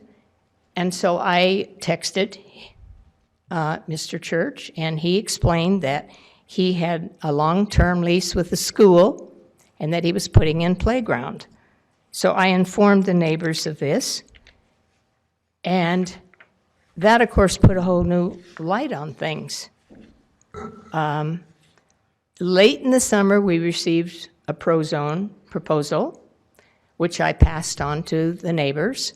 But by that time, they said, look, we don't know what he's going to do next. He's not telling us what he's doing. And so the pro-zone was off the table. Months went by, and suddenly I got a development agreement, and I passed that on. So we do know that things were changing, and no one knew what was going to come next. It was very confusing. We know the school intends to grow. I believe they have 45 students now. They want to go to 125. They also want to go to K-12. To me, that means drivers. So that could be a problem. The headmaster, or whatever you want to call him, said he would like more playground. He's worried that he doesn't have enough playground space. He also did not know there were going to be any houses put up there, is what he told me. And so that is just the history from the neighbor's point of view of frustration and lack of knowing what was happening. It's very worrisome for them. Thank you. Thank you. Okay, how did this?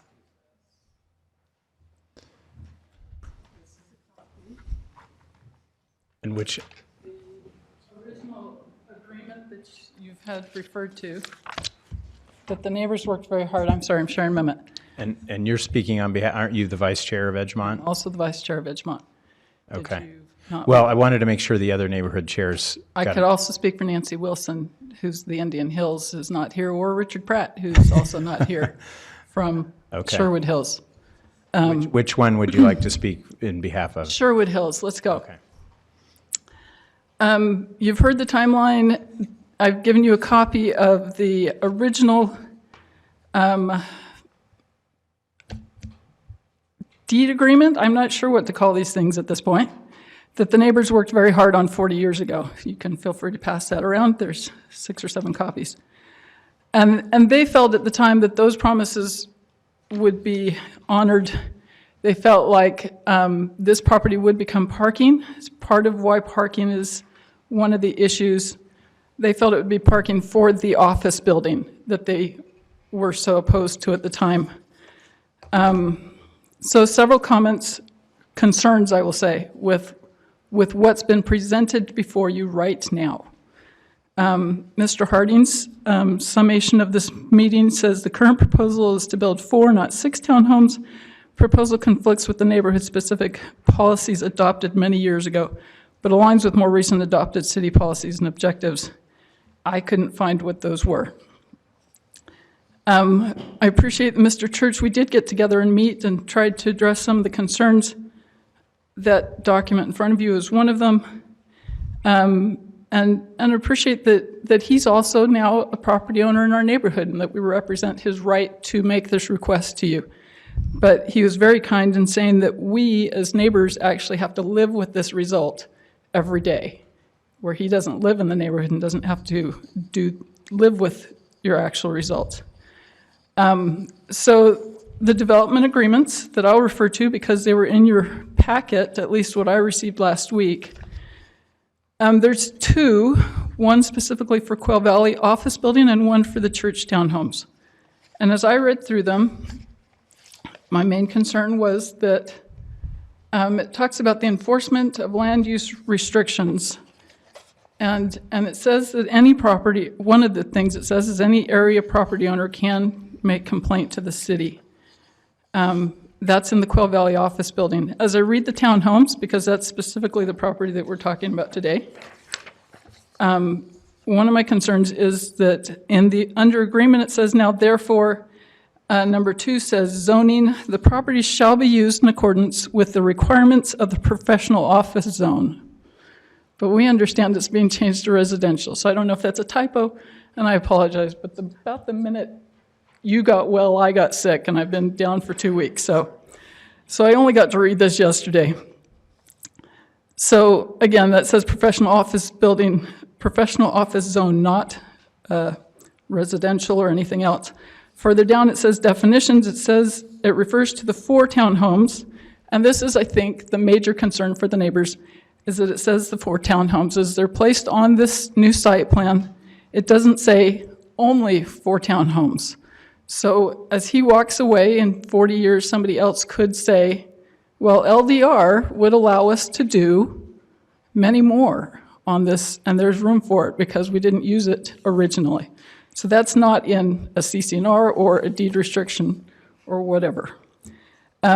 Further down, it talks about parking, and it refers to going back and forth between the 2 properties. I'm not even sure if the city could allow such a thing, because if one property sells and the other doesn't sell to the same person, as it has historically on this property, on these 2 properties, they have sold together, but can the city even allow that to be a thing, where one property owner has to now allow the other property owner to park back and forth? And it's in both documents, so it's supposed to go back and forth. I don't know if that's an allowable thing. It also says there'll be no off-street parking.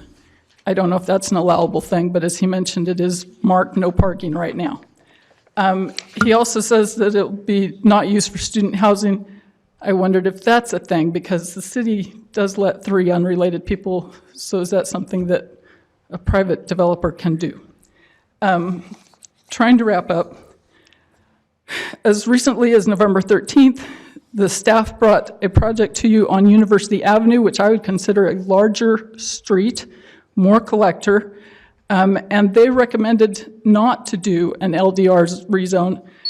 They said it does not fit the character of the existing neighborhood. Prior commitments made should be respected, and the staff recommended denial because it doesn't protect the general plan goals of protecting existing single-family neighborhoods and promoting long-term residency and owner occupancy. Okay, thank you. I want to stress again, neighborhood chairs, we want to hear about your assessment of the neighborhood feeling. Thank you. Bonnie Morrow, North 10th View Neighborhood Chair. I am the neighborhood chair for the property directly across the street from this property. And I am voicing, actually, I'm sure all of you have heard from my neighbors, because they're all worried about zone changes for Terra, which is down the road on Canyon Road. You will be hearing a lot about that. There's a lot of acreage up there that is up for zone change.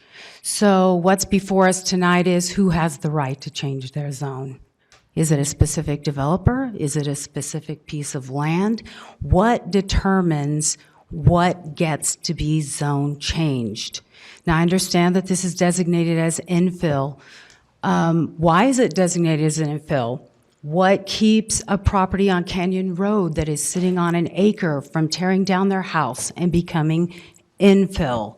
These are questions that you as the council, I would ask to address and comb over, because this decision tonight, as I have said previously, and it has fallen on deaf ears, this decision tonight is setting a precedent in my neighborhood. Already down in the river bottoms, we have homeowners that want to tear down their homes that are bordering where the quick car change, oil change thing is. They back up, they want to tear down their home and put in townhomes. Why not? Why can't they? If they tear down their home and it sits vacant, how long does the lot need to sit vacant before it's deemed infill? What are the rules on that? Or does it have to stay R110? We need to examine these things. You really are setting a precedence tonight for what is going to happen in my neighborhood and in the adjacent neighborhoods. And more clearly, the property values up where I'm at are a lot higher than they are in the rest of Provo. So it is extremely lucrative to change the zone in my area. And it says low-density housing, but it's not low density. 15 houses, 6 houses, all on one parcel. He's got 20,000 square feet, and he's putting in 4. You know, even down in South Provo where the mobile homes are, I was just there today doing work in that community. Those mobile homes are selling for $180,000. So I can't even imagine what these townhomes are going to go for. So basically, you are granting a pot of gold to anyone who decides to seek a zone change. And we need to define what those parameters are. And I don't think that this situation is the appropriate moment. There's lots of questions out there. You've seen thousands of signatures. They've jammed up City Hall over Terra.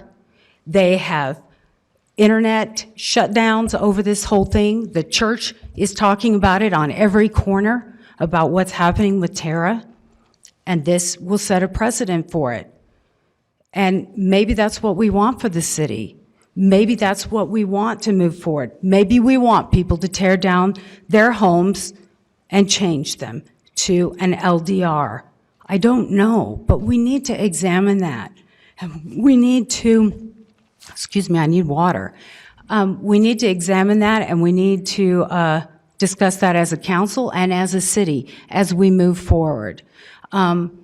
The other question that has been brought up, and I don't know if it's accurate or not, but the business building that is adjacent, that is using the 7/8 acre as a playground, because the building is now school, and they've had to sweep over onto this for where the proposed fourplex is a private school, so it's not even in zoning. So we've spent the last how long talking about staying in compliance, and right now, the developer is not in compliance. So that's another concern that I have as a neighborhood chair. And of course, if you want me to report on how my neighborhood feels about it, they don't want it.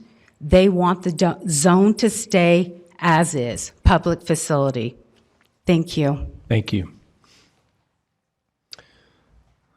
All right. I don't see Nancy Wilson here. Is there? I'm not entirely sure which are the 4 neighborhoods. I was told there were 4, and I was looking at the map trying to figure out which one. Okay. All right. If there are no other presentations from neighborhood chairs, then we're open to public comment. And again, just be listening for the beep. I appreciate your patience and understanding. We welcome public comment. Probably less volatile than you. I'm coming up as the area representative, which is not exactly a chair, and I'm also the vice chair of Indian Hills. But what I wanted to point out is... I'm sorry, Mr. Rowan, just please state your name for the record. Mike Rowan. Thank you. Can you put back up the picture of the plot looking down? Please don't start till I actually get that up and can talk. That's fair. And I'll pass this out so you can look. We've talked about the playground and those things. I have some pictures. I don't know if you looked at it, but they're fairly permanent. And We have these in the PDF that was distributed to us. Thank you. I think it's, I'm waiting. Okay, I think it's important in looking at this, and I'm going to try and approach it from a different perspective, to see exactly where the playground equipment is located on the property. And if you go ahead with this proposal, you may want to replat the property so that it's not 7 acres of a single piece of property, that the part on the bottom half is replatted out and put in with the school and the building up there, so it can be used as playground equipment and it's not just dangling down. I was looking for the place with the property line and the fence on it so they could see that. Right now, there's only about 12 parking places for the school because they fenced off the south part. Now, with 45 kids coming, only 12 parking places, I'm concerned about maybe there's only 6 faculty, but you've got parents bringing them there because there's not buses. I don't think that's adequate parking. I talked to Representative or Councilman Sewell, our Connect last night, and he said there's a city ordinance that actually prohibits fencing off the parking lot and converting it to a playground. So if you've read my memo, see where that line is? You may want to replat that part and make it part of the school if it's going to be a school. And then they put a fence at the end of the building and converted that part of the blacktop to a playground. I'm concerned about parking, not just parking when there's a school event, but when you have 120 kids coming or 45 kids coming, where'd all the parents park and drop them off? How do they accommodate that if you've got a playground there? I think there's some things that haven't been brought up that you want to look at, and I'm trying to add value of what you may not be aware of or what's not going to come into play with this, rather than the things you're going to hear from others from a more global perspective. There are some legitimate concerns, and so I'm trying to add value in that perspective. You're going to hear a lot of other stuff about concerns and property value and all that, so I don't want to repeat that. Thank you so much, Mr. Roan. Thanks. Yeah.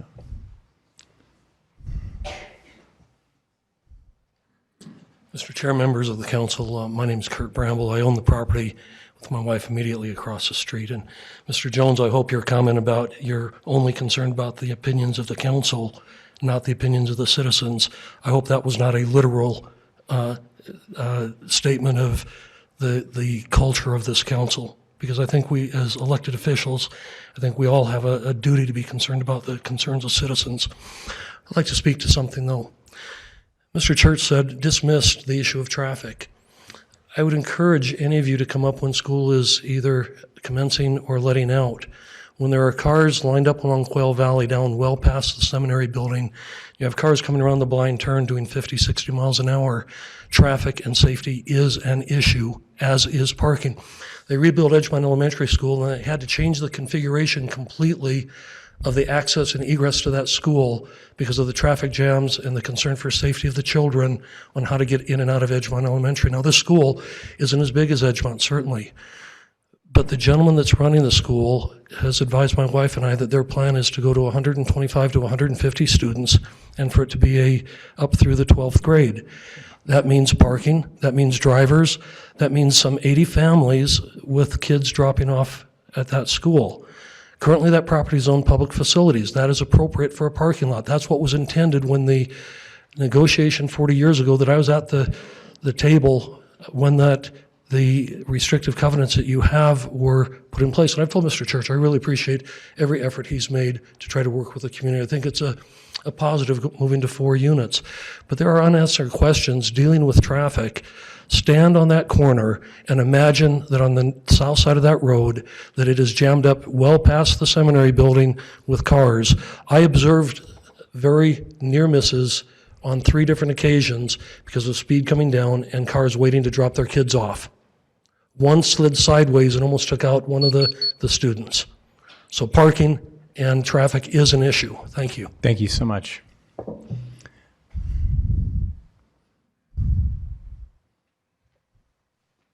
Since we touched on this, I thought I would just finish this. I sat down with the people at the school. Currently, they have 45 students, which takes Please start the 25 clock, please. Oh, Thank sorry. you. Sorry. Excuse me. Susan Bramble, Provo. Thank you. So they have 45 students with 25 families. He said they plan on expanding within the next 2 years to up to 150 students. They will not go over 150 students. That is their model, which means we could have 75 to 85 families now driving cars through there. They're expanding to the 12th grade. Those students are going to drive. You know they're going to drive. Parking, I've got some pictures. I'm going to pass them around. You can see here where they've blocked off the parking lot, and you can also see there is a car in that playground area and what the children are doing with that car. This is Monday and Friday of their parking lots, and you can see how full they are. And I've written on the bottom so you can they would like to see a little more play area. And like Mike Rohn said, if you are going to redevelop this, that back half, they have a 10-year lease with the school on that building. So 10 years they are going to be there. If they're going to use that back part as a parking lot or a playground, they need more parking spaces because the 6 or 8 that's up front you will see are full now with only 45 students. They're talking about tripling the number of students in there. That will impact the neighborhood and that will impact. I was with a few city council members trying to walk across the street the other day at 7:15. It's impossible.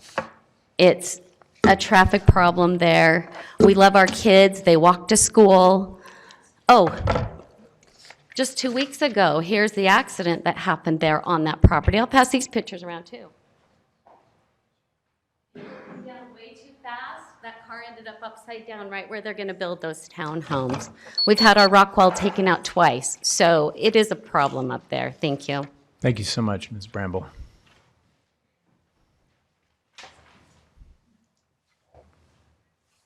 My name is Mark Ungerman. I live just up the street. I'd like to ask permission to turn my time back over to Kurt Bramble. There's one other issue that I'd like him to represent for our neighborhood. Would that be appropriate? Sure. Thank you.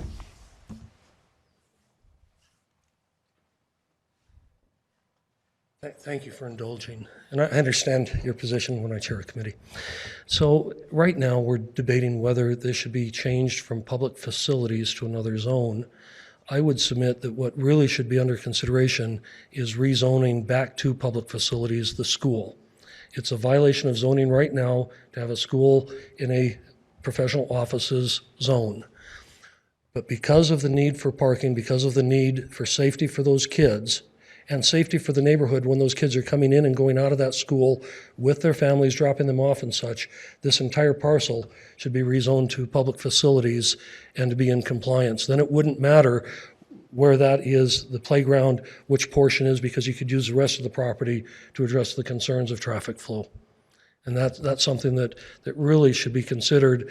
That would be consistent with the negotiations 40 years ago, because you see, when that office building was negotiated, they left half of they bifurcated the property, they left half of it public facility, because the intent was that should the use of that building ever change, maybe go to a call center, whatever, that public facility, that a parking lot is a viable use for public facility. That's why it wasn't rezoned the entire parcel of professional offices 40 years ago. So I would encourage you to have that one of your considerations as you deliberate this. Thank you. Thank you, Mr. Bramble. My name is Susan Robinson, and I live right across the street from this property as well. And I just wanted to say one thing. When Mr. Church was saying that we fit in there because we have townhouses above us, those are owner-owned townhomes, and those people have lived there for, we've lived there 35 years, and there's people that have lived there 35 years, so it's very different than rentals. And that's a big deal for us as well. And so I just wanted him to know it doesn't really fit in our neighborhood. We have a very permanent neighborhood, and and also the parking is a huge issue with we like the school though, I think it's great. I just think, why don't we do something right and let the school have space and have parking and make it nice rather than stuff everything into that very unusual piece of ground. Thank you.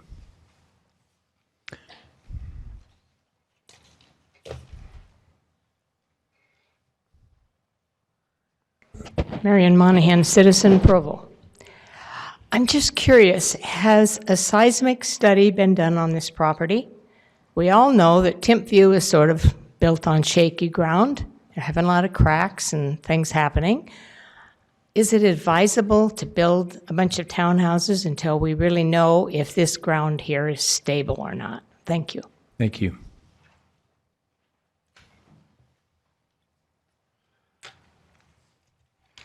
Good evening. My name is Kay Nelson. Welcome to you new council members. I live in the North Timpview area, which is adjacent to this area. I think the city needs to think carefully about making rezoning changes for lower, medium, and higher density developments in areas that have been in Provo's general plan as PF or R110. Medium and high density developments need to be encouraged in areas where infrastructure and public transportation already exist.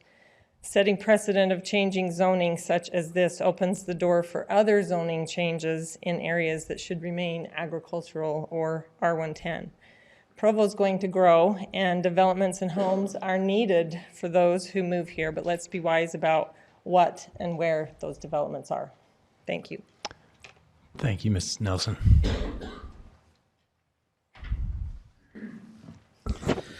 Paul Evans. I live in the Pleasant View neighborhood. And the issue that is most concerning, at least to me, is the issue of infill. As we go forward as a city to fill in these different properties, how will that best be done in a way that increases the livability of neighborhoods and continues the long-term investments that individual citizens have made for their properties surrounding these particular infill areas? And you know, the Pleasant View neighborhood has these issues just as well as every neighborhood throughout the city. So that's one really big issue to really consider and to take into consideration. The efforts of the developer are admirable, but the neighbors have been involved for 40 years. I mean, this is their long-term investment, and their long-term investments need to be considered and weighed in fact, in greater magnitude than an individual property owner. I'm intrigued by the idea that suddenly there's a school and a professional office zone and different properties are being carved up by the developer. That is not, at least for me, a good bellwether for how that's going to occur long-term with negotiations. And then finally, the idea that housing can be restricted by different individual types, whether it's a housing or student, seems to be a promise that is not enforceable. So, thank you. Mr. Evans? Yes. Do you still live in the Pleasant View neighborhood? Absolutely. Okay, awesome.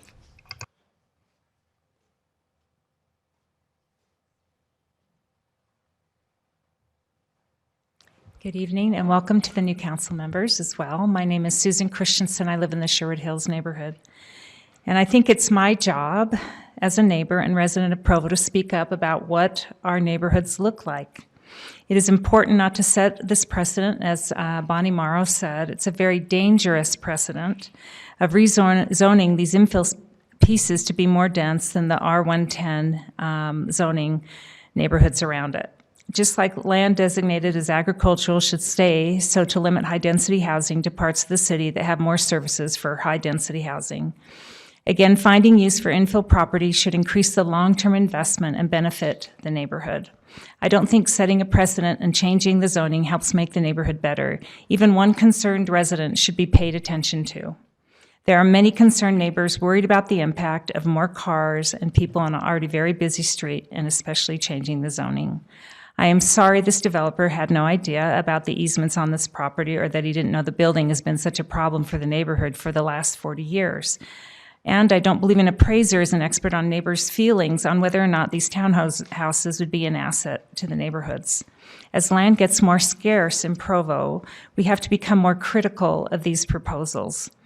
I echo my husband who said at a planning meeting in December, I believe in property rights but not profit rights, and that we stay with the zoning that has been properly considered and is already in the general plan. Thank you. Thank you, Ms. Christensen.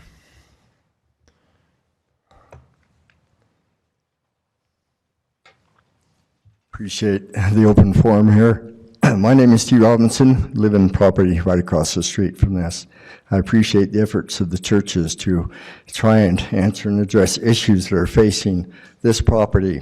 My wife and I are the ones that collected 147 signatures, and we stayed mainly in that corridor up and down that street best we could. And as we branched out a little bit, we found what's been spoken tonight also. Just concerns about how Provo is handling the zoning here and there and piecemeal and making decisions that seem to be based upon somebody's need that isn't a community need. And we're quite comfortable with this property. I guess I enjoy the weeds in some ways. But we also don't want to interfere with what's right and can be done. And we feel the burden you feel to try and make a proper decision. But I can assure you, the signatures we gathered some time ago, and it has changed, obviously, but there's a lot of strong feeling in this area to make sure we get zoning right in our community. Thank you. Thank you, Mr. Robinson.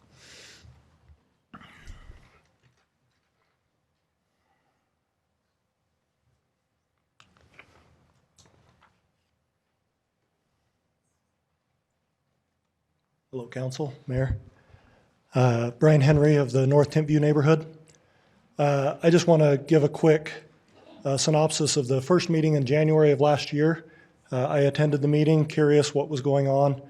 I was flabbergasted by how much we didn't discuss the project, but complained about traffic and the building next door and Timpview parking and issues that had nothing to do with Mr. Church's project. Then a vote was held where I voted yes. I don't know where this is coming from that everybody voted no. And I believe there was one other yes vote as well for the project. I've spoke with many of my neighbors. They're not concerned with the project. I do live 2 blocks north of the project, so we're not immediately impacted by the project. Having not gotten what I wanted out of the meeting, I met with Mr. Church the next day to get a better idea of what the project was about. Found him as a developer very interested in being a good neighbor and taking care of the neighborhood, addressing their concerns. I've seen him bend over backwards to meet the neighborhood's concerns. I do work with developers on a daily basis as a private land planner. Most developers would have said, I'm done, ram this through. Mr. Church has never done that. He has always strived to make sure that he was meeting the needs of the neighborhood. As far as future blight goes, I don't think that's his concern. Across the street from me is a vacant house. It's been vacant for 3 years. Sprinklers were turned off a month after they bought the house. It's turned to weeds. Is the neighborhood doing anything about that? Is the neighborhood working on that blight? Right next door, a house was torn down and split into 2 lots. It sat vacant for 2 years. Finally, one house is going up. We still have a vacant lot with lots of weeds. Mr. Church is trying to invest $2 million worth of real estate in our neighborhood, and I feel he's doing a good job at it. Thank you. Thank you so much, Mr. Henry.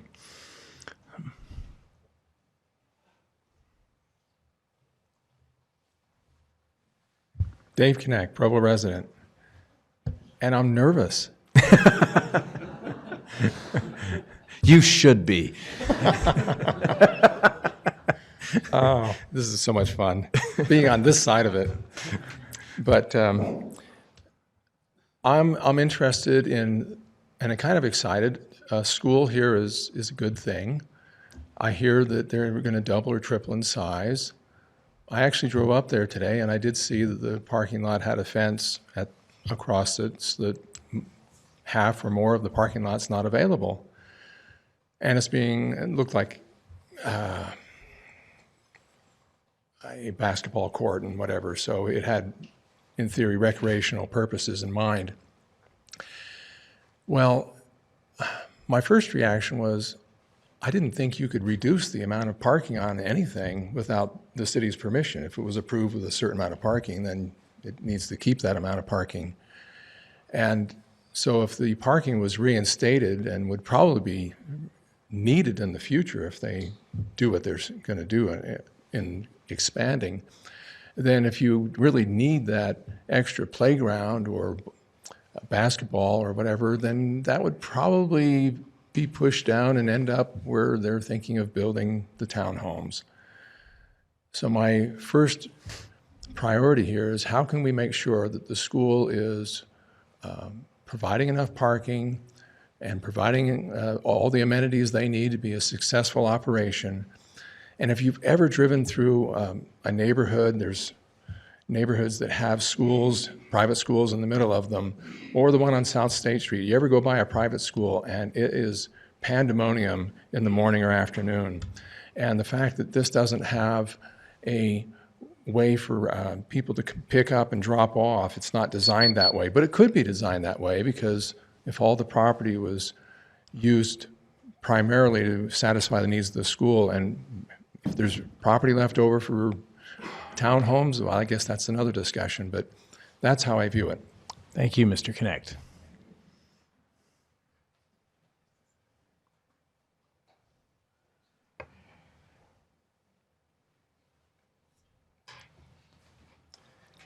Good evening, Council. My name is Dave Rosen, and I live in River Bottoms, and I do happen to be the River Bottoms Neighborhood Chair as well.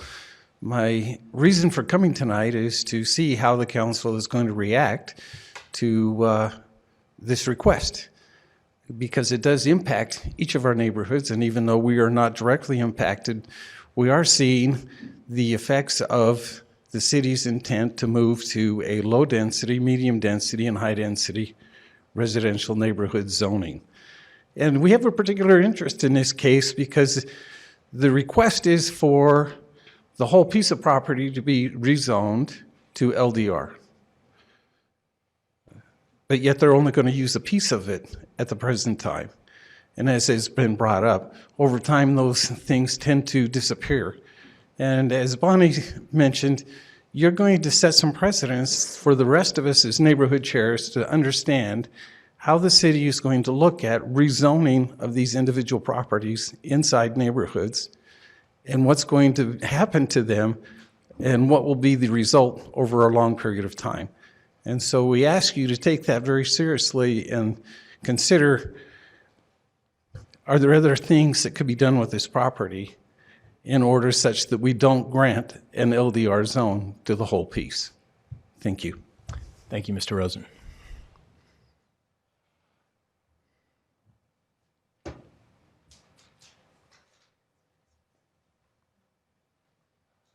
I appreciate the opportunity to speak as a private citizen. I kind of want to piggyback on what Mr. Rosen said, and possibly it's something to put to staff that maybe we need to look at creating an extra low density, I don't know what to call it, so that as we rezone some of these infill pieces for our own R110 areas, that it can be, we would have less heartburn, I think. I haven't taken a survey yet, but I think me personally wouldn't mind if my neighbor tore down her house and built a duplex. I would have a problem if my neighbor who has 1/3 of an acre and the neighbor next to her has 1/3 of an acre, and now we have this size of a lot, now wants to put up 15 units next door to me, and I would have a problem with that. But a couple of duplexes, I would have less heartburn about. It would have to come and I would have to look at that. But it would, I think maybe we need to create something a little smaller for some of these infills. And again, along with this one, this is why some of the neighbors were okay with the pro zone, because it had better limitations, like Mr. Jones said. And I know it's harder for the city to have so many pro zones, but it had that restriction built right into it instead of having an easement or a deed restriction that would be lost over time or even request a change over time. So, thank you. Thank you, Ms. Mehmet.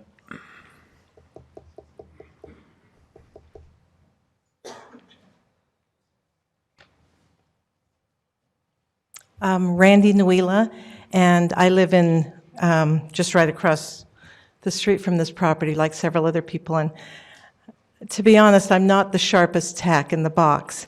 So this kind of confuses me, but partly it confuses me because, we're here to talk about zoning changes, but everything goes hand in hand. This property kind of exists together, especially when it's owned by one person. So there's so many different things to consider, and I'm trying to wrap my mind around it. But just as a description of those who live close by, and I don't mean to prey upon your sentiment and things like that, but it is a nice place to live. It's a place where people care about each other, they know each other, they keep up their yards well, they're concerned. It's a very safe place to live. And the reason that concerns you is because that's the kind of places you want to have in Provo. You want those places to exist, those people who live in rental situations like we all have when we're starting out in life, have something to strive for, that they want to go live in that kind of a neighborhood. And so it gets a little bit, I don't know. That's why Mr. Church has found that people have a lot of strong sentiment about our neighborhood. The other thing, the parking and traffic, those that live there, it's one thing to say that 1,200 cars can come down the street, but we're the ones who hear the crashes, see the ambulances and the sirens, and it's not just people, it's deer that they're hitting, they're coming through fences and those kind of barriers. And the last concern that I have too is that kind of unsure, I'm not understanding whether these are owned by him or whether they will become and rented out or that they will be sold to be owned by other people. Thank you.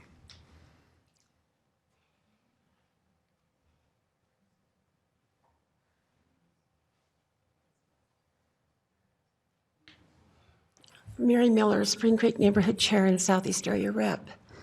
The thing that concerns me more than anything else is I've listened to everyone who has come and just said, this is how we feel, this is where it's all at. My question to everyone involved in whether or not this property owner is allowed to make that change is this.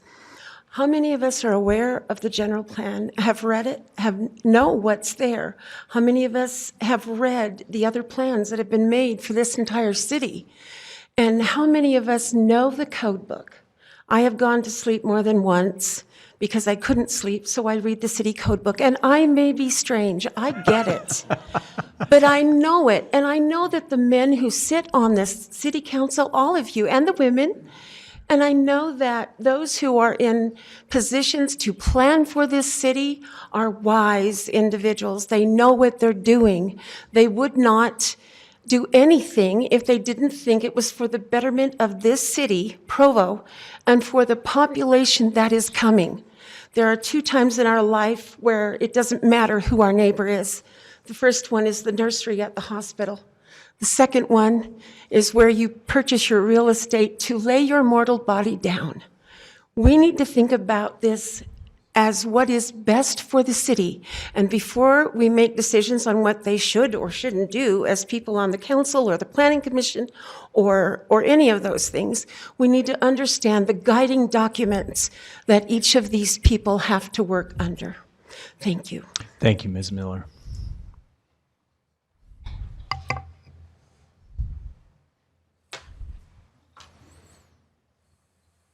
My name is Otto Nuila. I live across the street in the 820 East cul-de-sac.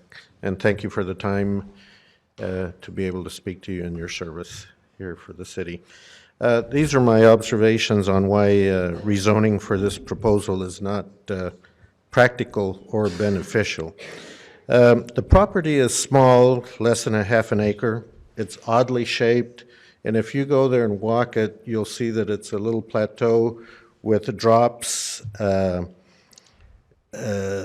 you're squeezing 4 units into a less than a half an acre. I mean, I live in almost a half an acre with a regular house, which is what most of the housing north of Quail Valley is comprised of. And so it is really squeezing a lot of people into small space, not enough parking. And we're talking parking about when family comes to visit, when it's holidays or something like that, I know you can go up and park at the school, but it's just an impractical use of a fill property. And this is not how our neighborhood has been shaped or planned or zoned, and I believe that we should keep that zoning and that feeling for us as is, instead of rezoning this particular place for living space. And the units there looks great on a plat, but you have basically two-car wide units that will propel up 3 stories, and really a tight fit and impractical. Thank you very much. Thank you very much.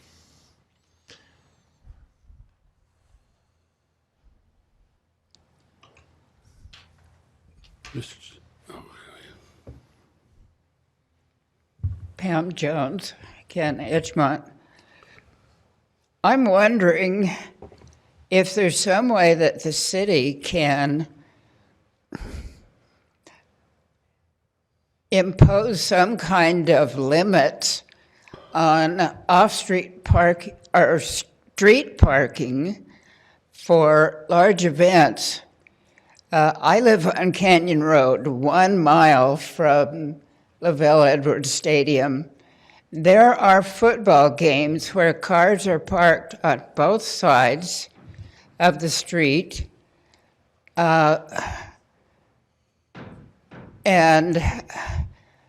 I was appalled to hear that there are times when Timpview High School has maybe 2 big events together and people are parking all up and down the streets. I think the school district, BYU, whoever needs to be held somewhat responsible for providing parking for big events that doesn't infringe on the residents. Thank you, Ms. Jones. Mr. Chairman, might I ask a question of legal counsel? Yes. You folks in the audience should appreciate the fact that for several of us on the dais this evening, this is our zoning baptism. And first out of the gate, here we go. So Brian, I've got a few questions for you. I just want to make sure that the public is finished with their public comment, or is this? I thought they had. Go ahead. Okay. Is there anybody else who would like to make a comment? All right. Thank you. Sorry. Good. 3 questions, Brian, if I might. Yes, sir. First of all, is it a violation of city ordinance to close off parking without city approval? Second question, how confident are you about the long-term enforcement of a contractual prohibition on student housing in such a development? Thirdly, I'd like to have you address the precedent concern that's been raised by several people about the incentive to demolish one's house and render it an infill parcel and then build low density or high density housing. Whether or not we're creating an incentive for that kind of behavior. Okay, let me take a stab at those. Although I'm going to actually punt on the first one and ask Robert to maybe answer that instead. Off the top of my head, as not being a zoning enforcement specialist, I'm not aware of the section of city code that would prohibit the fencing off of the parking lot. Robert's probably in a better position to answer that one. The parking requirements are based on the square footage of the building. So that's an interesting question that staff needs to look into, to be honest. That's an open question then. Okay. Can I add a clarifying question to that one? Is that all right? Yes. The parking concern is on a different property than the one that we're considering today with the zone change, correct? That's correct. Okay, so we could handle that with the administration and staff. That's correct. I'd still like an answer to it, though. Right. Yeah, I think that's a valid question for further research or for further looking into. If it did turn out to be a violation, then again, I think as Councillor Ellsworth has pointed out, that would be a code enforcement question separate from the rezone, but a valid question. With regard to the second question about the long-term validity of the contractual obligation to prevent student housing, I would say my confidence is near zero. It's not something that I've researched and gone and looked at specifically, but it doesn't make sense to me how that.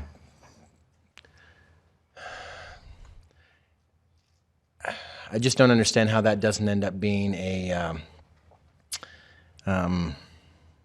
You're creating a class, right? You're creating a class and giving that class different rights than the remaining class, and maybe they're not a constitutionally protected class, so maybe that survives challenge. The real question for me, or I think probably the more important question for me, is how interested is the city in actually enforcing that now and 20 years in the future? Because whether it's in there or not, it all comes down to whether or not the code enforcement staff are going to look at that and say, we're actually going to go out and try to enforce that, and we're going to try to enforce it not through an ordinance or statutory provision, but through a contractual provision that requires us to seek court action in order to try to enforce it. I don't think there would be I think the likelihood of city being inclined to do that is pretty low, and I'm not very confident about the likelihood of it being successful. Councillor Harding. If I could just add to that, that whole concept is fairly problematic in my opinion. We have certain definitions, but student housing is not something that's defined in city code. I mean, that could be interpreted as many things. I mean, I think there's kind of a general understanding, but does that mean that families with elementary school students couldn't live there? We have batching, and then we have single-family definitions, but we don't have student. Or if it's a married couple and one person works full-time and the other spouse goes to school full-time, or both of them are part-time while working full-time. It's so problematic that the likelihood that we would be able to enforce on that's zero. Yeah. And then, as to the precedent concern, I think there's both a legal and a policy component to that. I don't think it creates any legal precedent, as that term is used in the legal profession. I think there's a valid policy argument that anything the city council does sends a message to the public and the developers for the future.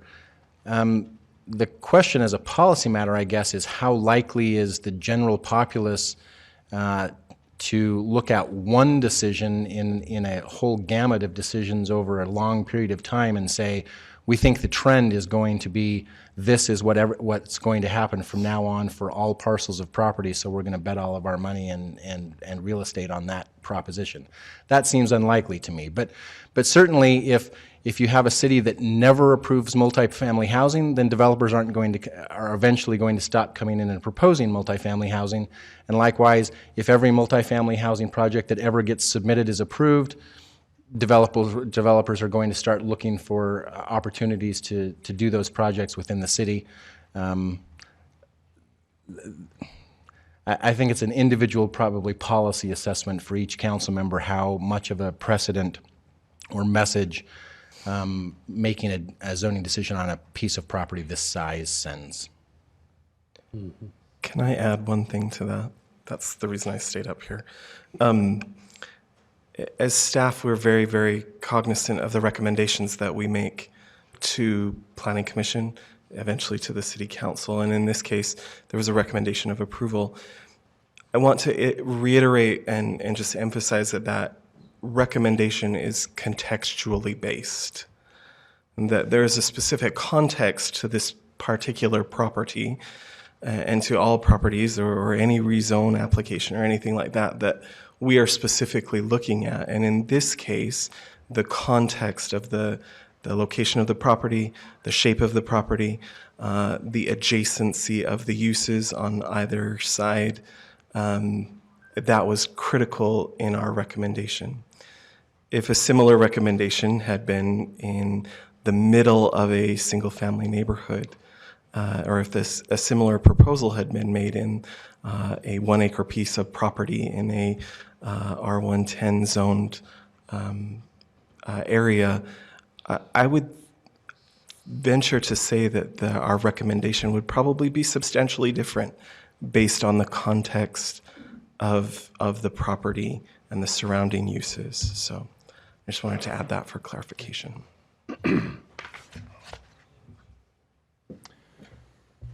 Mr. Harding. I have another question, kind of zoning question, so probably Robert Mills may be the best one to answer this. Is a private school use an allowed use in a professional office zone?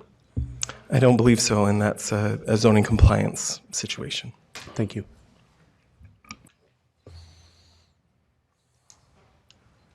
Mr. Sewell. The question was asked, what would you recommend for this property? So I'd like to share my vision for this property and the property next to it. I really liked Councillor Ellsworth's speech last night where she talked about planning for the future, and I liked that she put a date on it. So I'm going to kind of borrow your concept there of and describe my vision for both of these properties, the one we're talking about and the one next to it, in the year 2060. Population in Utah County is projected to grow by something like 2.5 times over that time frame. Won't be quite as fast in Provo because we don't have as much open land, but population in Provo will grow substantially. In 2060, we're going to have a lot more high school students than we do now, and we're going to have a lot more elementary school students than we do now. I personally feel that education is just a vital part of what makes Provo special. I feel like we should go to bat for our schools and our school district at every opportunity we get. We've seen that our school district is in great need of more space for many of their schools. We had a lot of angst over the purchase of the park because the school was desperate for more space. There was a lot of angst when the attempt was made to move Dixon Middle School to get more space. I, just from a public policy perspective, whenever we have a piece of ground that's zone PF adjacent to a school, I think it is good policy to leave that as a possible, for possible use by the school.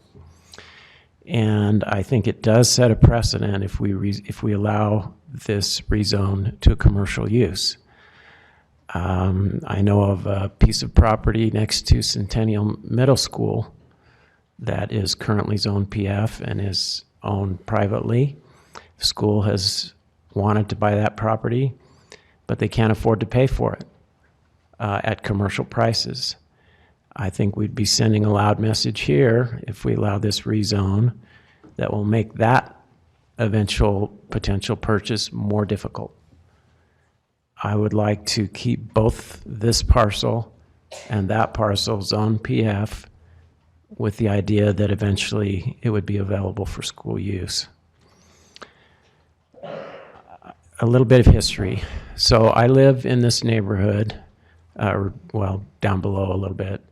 I've dropped my children off at Timpview High School for several decades. I don't have any that age anymore. So I drove by there frequently. that office building, in my judgment and in the judgment of many people who live there, has just been out of place. It just shouldn't have ever been built there. That PO zone doesn't belong there. It's odd. It's kind of like why was this planned this way? And so my vision for the year 2060 is that both of those parcels are zone PF and available for either school use or the church use. And I can see a number of ways it could go. One way it could go is eventually Timpview High School needs all of that space or most of the space. The two buildings there, the office building and the seminary building, are almost as old as Timpview High School, or at least in the same ballpark. I doubt that either of those will be standing in their current form in the year 2060. I'm envisioning that at some point in the next 40 years, both of those buildings will be torn down and replaced, or at least there's a good chance that they would. And when that office building is torn down, I would not want to see another commercial use go back there. We have decades of experience that has not been a good fit for the neighborhood. We've had parking spillover onto neighborhood streets. We've had parking spillover onto the high school as recently as just this last year. I don't think it's particularly good for the commercial users either. The people who have tried to utilize that property have struggled at various times. It was vacant for a few years. Mr. Church invested in renovating it, which was great. And now it's not being used for commercial use. And by the way, I'm thrilled at the private school there. I think that's a great use for that property. And I would like to see it continue. I do think that the school district would be interested in the parcel. I'm very convinced of that. Not a low degree of interest right now, but that could definitely change when they get their bond money eventually, or even beyond that as the school population continues to grow in the area. So my vote would be to keep this parcel zone PF, and then in a subsequent step, which I don't think we can do tonight, is to rezone the parcel that is currently zoned professional office to public facilities. That would set the stage for eventually this whole area turning into what I think it should have been all along, prevent future conflict over the commercial use there. And I think throwing a few homes right in the middle is only going to make things worse, because now we would have 3 different uses there, and I'm even concerned about the addition of the additional entrance and exit for that new use type there. I think you've all seen this picture, but if you don't mind, John, could you just, if you have that handy, could you put this up on the screen? So this is the property we're talking about rezoning, and we're talking about adding yet another entrance on this side of the street. Now, in my 20 years or so of dropping off kids up at Timpview High, I always tried to get them to get ready early so I could get there early, because if you don't, coming out of that parking lot, boy, that was stressful, because there's half a dozen different entrances and exits along there, and you're kind of looking to see who's going to go, and you get ready to gun it and make that left turn when you see an opening, and it's really stressful. So if we could keep this whole thing zoned for school use, not add that additional entrance and exit, I think that would be ideal. It sounds like the private school might have potential to expand, and maybe that would be the way to go as well. So either way, whether it's from one side or the other, I think school use is the highest and best use for this property. One other thing I wanted to mention is I always like to see at least some reasonable level of neighborhood support for a zone change. People who have lived in an area for decades have a pretty good feel for kind of what fits and what doesn't. And this isn't my primary argument that I'm making here. I really do feel school use is the most important, but it concerns me when more than 90% of the people who comment aren't supportive, don't feel like it's a compatible use, the 100 signatures, those kind of things. And I also think it's pretty rare. I think we had 7 or 8 neighborhood chairs and vice chairs either here tonight or comment by proxy, and they all voiced concerns about this. And that concerns me. So that's where I'm at on this. Thank you, Mr. Sewell. Any other discussion? I really appreciate Mr. Sewell's comments. They're very convincing. My only concern, well, one of my concerns is that are we willing to micromanage specific properties and change the value with zoning so that someday the school district has the option to buy it at some undetermined value? It just seems like we're really playing with private property owners' values when we're making these kinds of spot decisions. Is that something that you're comfortable with? I'd be happy to respond to that. So this property is already zoned PF. So I think that unless we're sending signals, which we apparently are or have in the past, that a rezone is going to be successful, that anyone who is looking at purchasing the property should only expect to get a price that's commensurate with public facilities zoning. And I believe, I'm very confident that the school district would be willing to pay that kind of a price for this property. And again, whatever precedent we set here, it's going to make it that much harder over at Centennial Middle School, because there's another piece of property there that's actually a little more easily accessible and would probably have a higher value to the school district. But if we rezone this, whoever owns that piece is going to say, okay, I guess I better just hold out here until I can get this changed to commercial zoning so I can do something on that piece, and school district will never be able to buy it. So, and both these parcels I'm referring to are already zoned PF. Now, maybe your point was on the PO parcel, because that would potentially change the value there. But again, I feel like it's sort of correcting a mistake that was made a long time ago. And I think maybe you might have even commented on that in the Planning Commission, something about that it was kind of an odd placement for it or something like that. But when I originally thought of this, that was before this is being used by private schools. So now we have a 10-year lease by a private school. So, I mean, this just seems like an ideal time to do that. So That makes a lot of sense. I don't feel comfortable with us using the assumption that the school wants to buy it when they said that they have low interest. Yeah. And they said at a certain time, at a certain price, they would be interested. And I feel similarly, at a certain time and at a certain price, I'd buy it. So well, sure. it's kind of a difficult argument in that regard.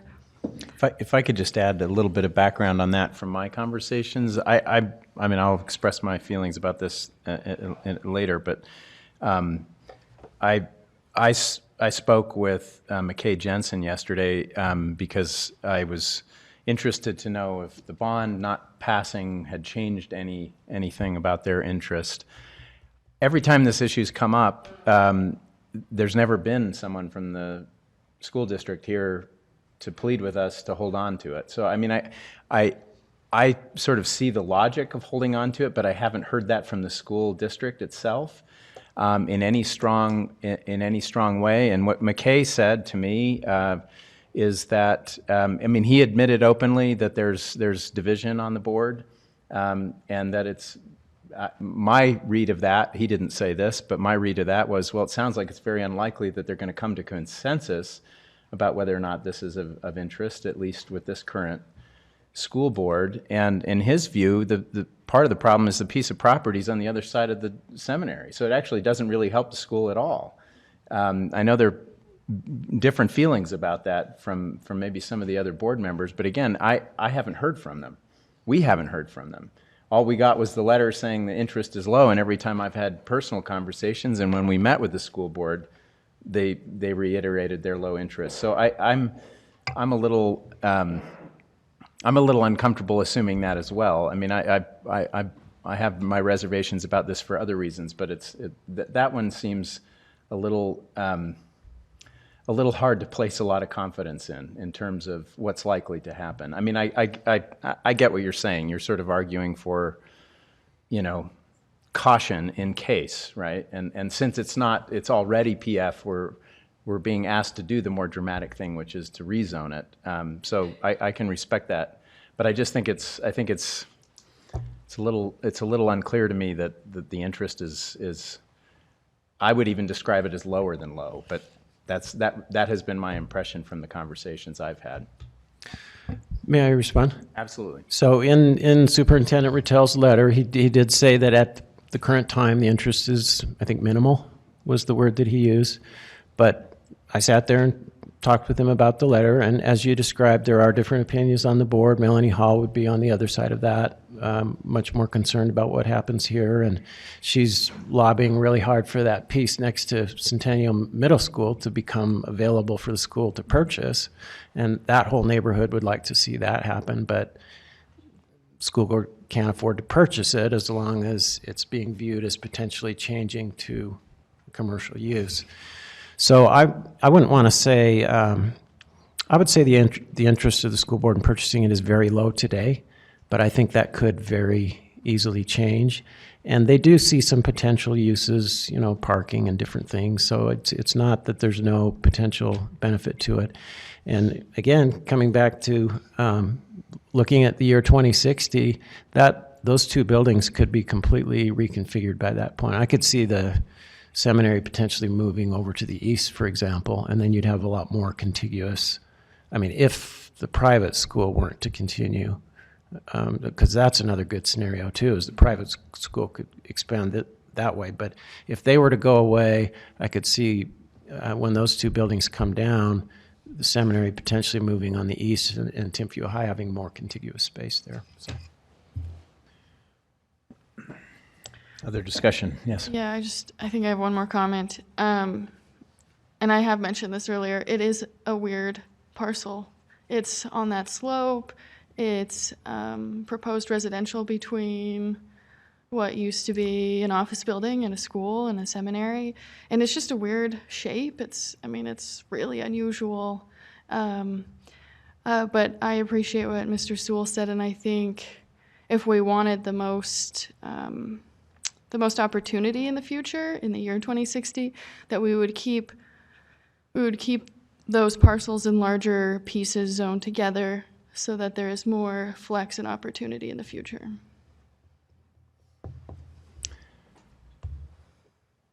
Mr. Church, you had indicated you had something specific to say with regard to this issue, or? The neighbors' comments. Help me with the process, rebuttal, counter rebuttals. It's up to me. Oh, great.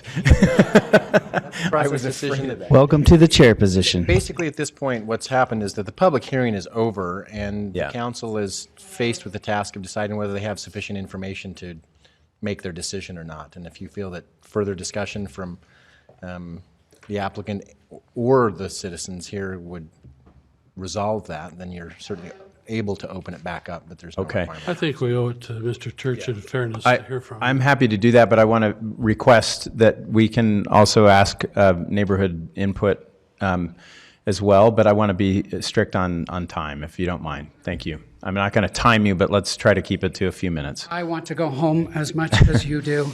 I apologize to Ms. Monahan, who made the comment that they weren't informed about what's going on here.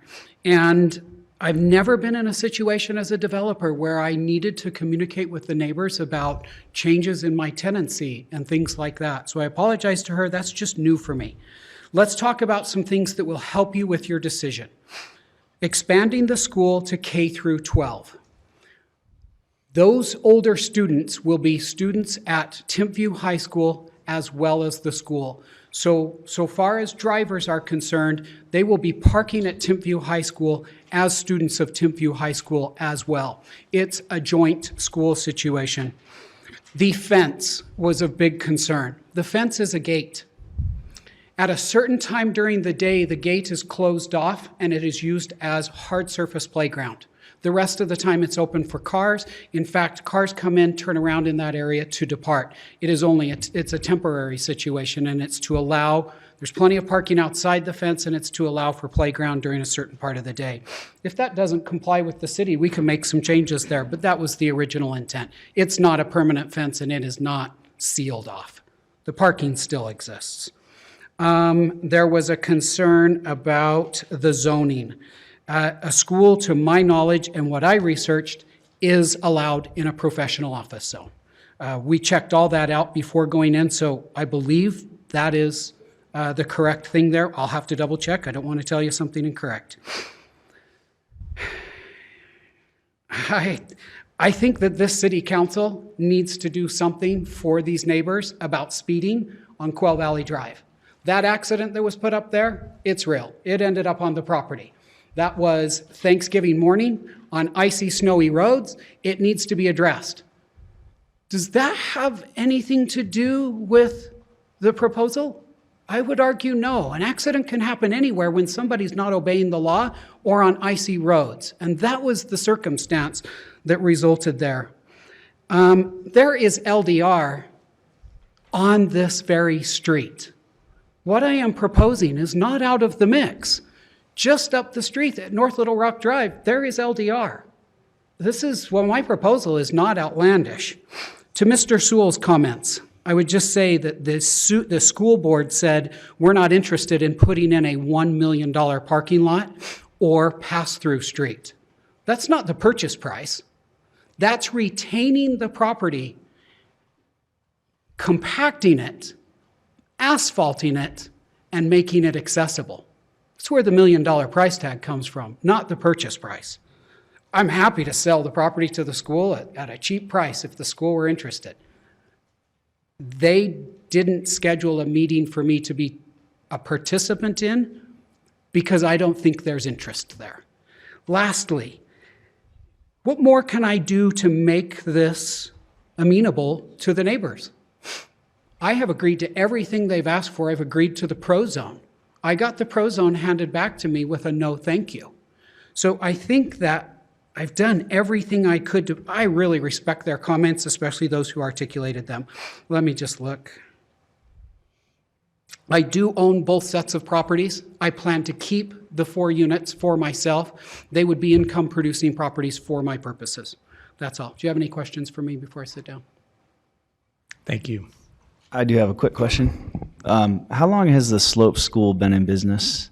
Slope schools have been in business, I don't know exactly how long. They're based in Texas. They have many of them.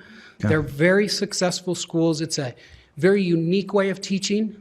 The tuition is $15,000 a year per student. It's expensive. It's I wouldn't do it justice explaining to you. I'd ruin it. Yeah, thanks. Long time. Is it true that they intend to expand? I've never heard that. So they have to meet city code in order to be able to do that and expand to a certain degree within their square footage. I haven't heard that, but perhaps that's the case. Okay. You mentioned a joint agreement with Timpview.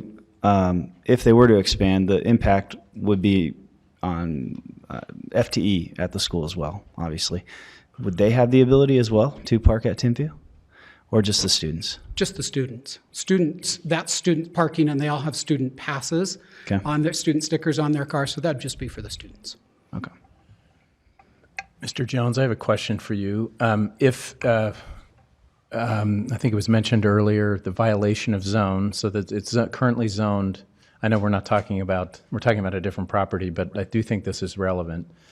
If the school is out of compliance with the zone that it's in and it's intending to expand, and we have presumably some oversight on whether or not that happens, but it's in a zone that's not zoned for a school. I don't understand.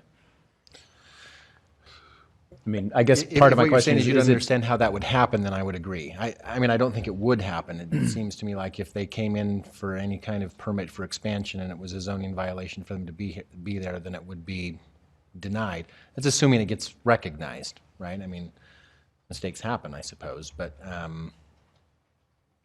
yeah, and it depends on what we mean by expansion. I'm not sure if we're talking about physically expanding the building and requiring and doing something that would require building permits, or if they're just going to bring more students into a building that isn't changed. But why weren't they required to request that they put a school there in the first place?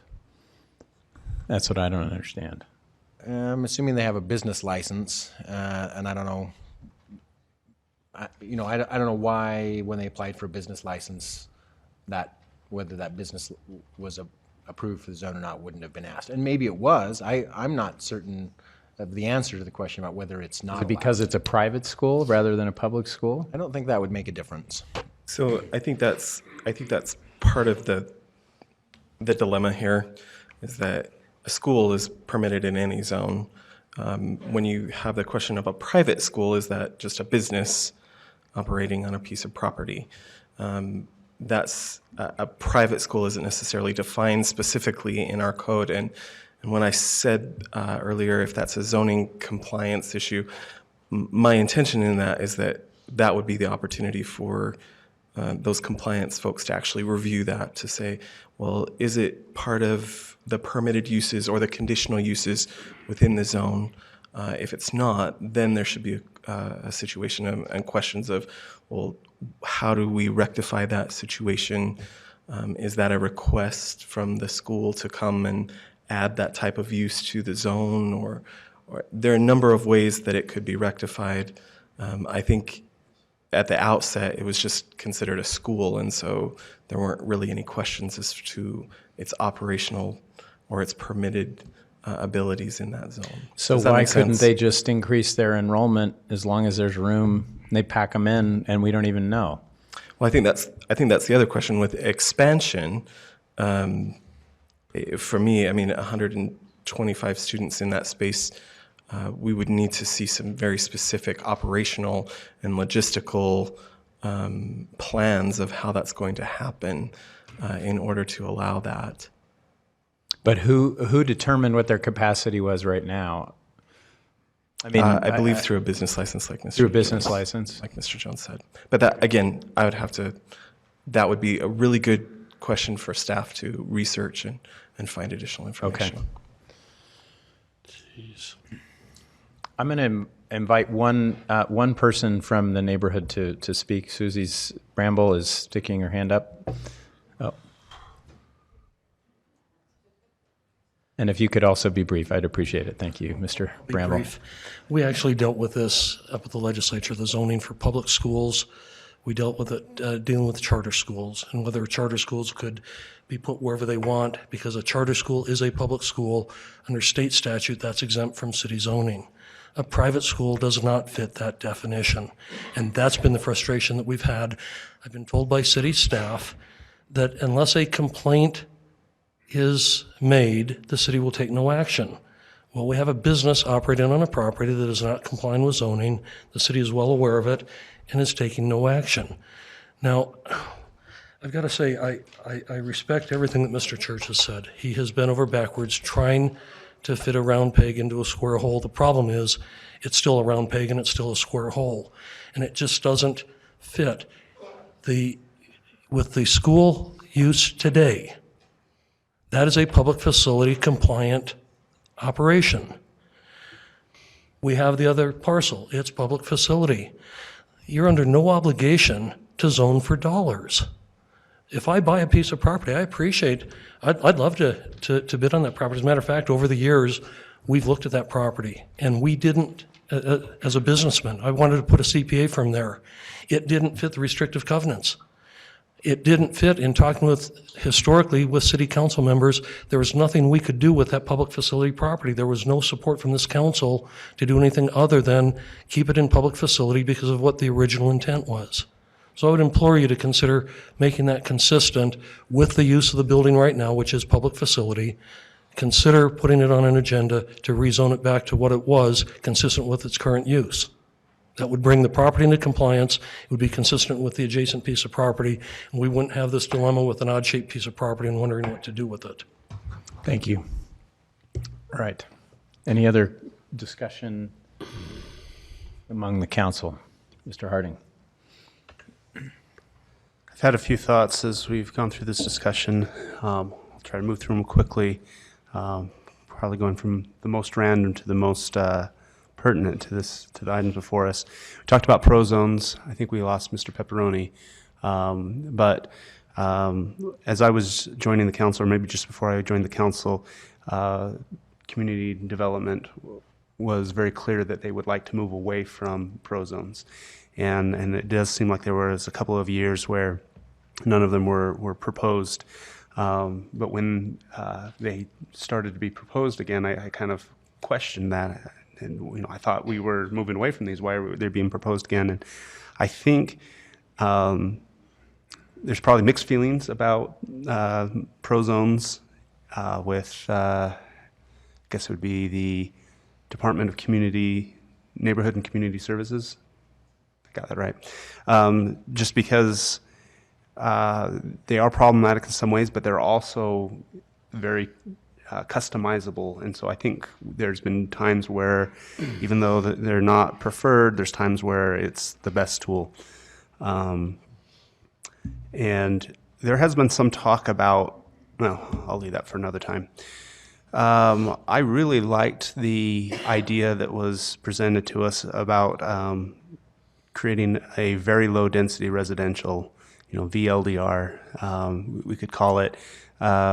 We do have R16 zone in the area, or in the city, that translates to roughly 7 units to the acre.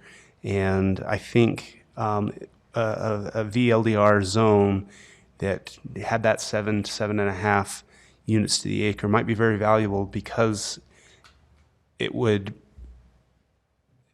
could have more flexibility than an R16 with certain lot widths and whatnot. So, patterned after the LDR, but just a lower density, and that might come in handy in situations like this. There's been some talk about parking on street, parking for occasional overflow, parking for events on public streets, and how that can be a nuisance, or it can be an annoyance, I should probably say, to the residents who live on those streets. One of the things I love about Provo is we do have a lot of events. We are a college town, and colleges have events, and public schools have events, and we have marathons, and we have lots of different things, and it does have impact in people's lives. But I think it's good to remember that public streets are public. The on-street parking is also public property, and there's pros and cons for all of these things. But I think that it's actually better that we do not design our parking lots to accommodate the maximum parking that could be ever conceived for that location. And I think our public streets are actually a very good buffer to allow overflow to go onto. If these are occasional events, I think that's ideal for our public streets. If they've become routine overflow parking day in and day out, and then I think that is problematic, and we do have things against regulations against that. There's been talk about change, that this proposal has morphed and changed over time. I've been neighborhood chair before. There's times where I understand the frustration when things change, but in this case, at least, it feels like much of that change has been in an attempt to accommodate the concerns that have been raised. I have also, just hearing that the timelines presented by both sides, there's also been other change going on, and that's the change in what the neighbors have asked for, or have said, what's acceptable to them, and that's one thing that I'm really struggling with is, if there was kind of compromise, and with the idea that an RDL, sorry, a pro zone would be acceptable, and if the applicant went to some significant lengths to work that out, and then for that to no longer be acceptable, I struggle with that and the fairness of that.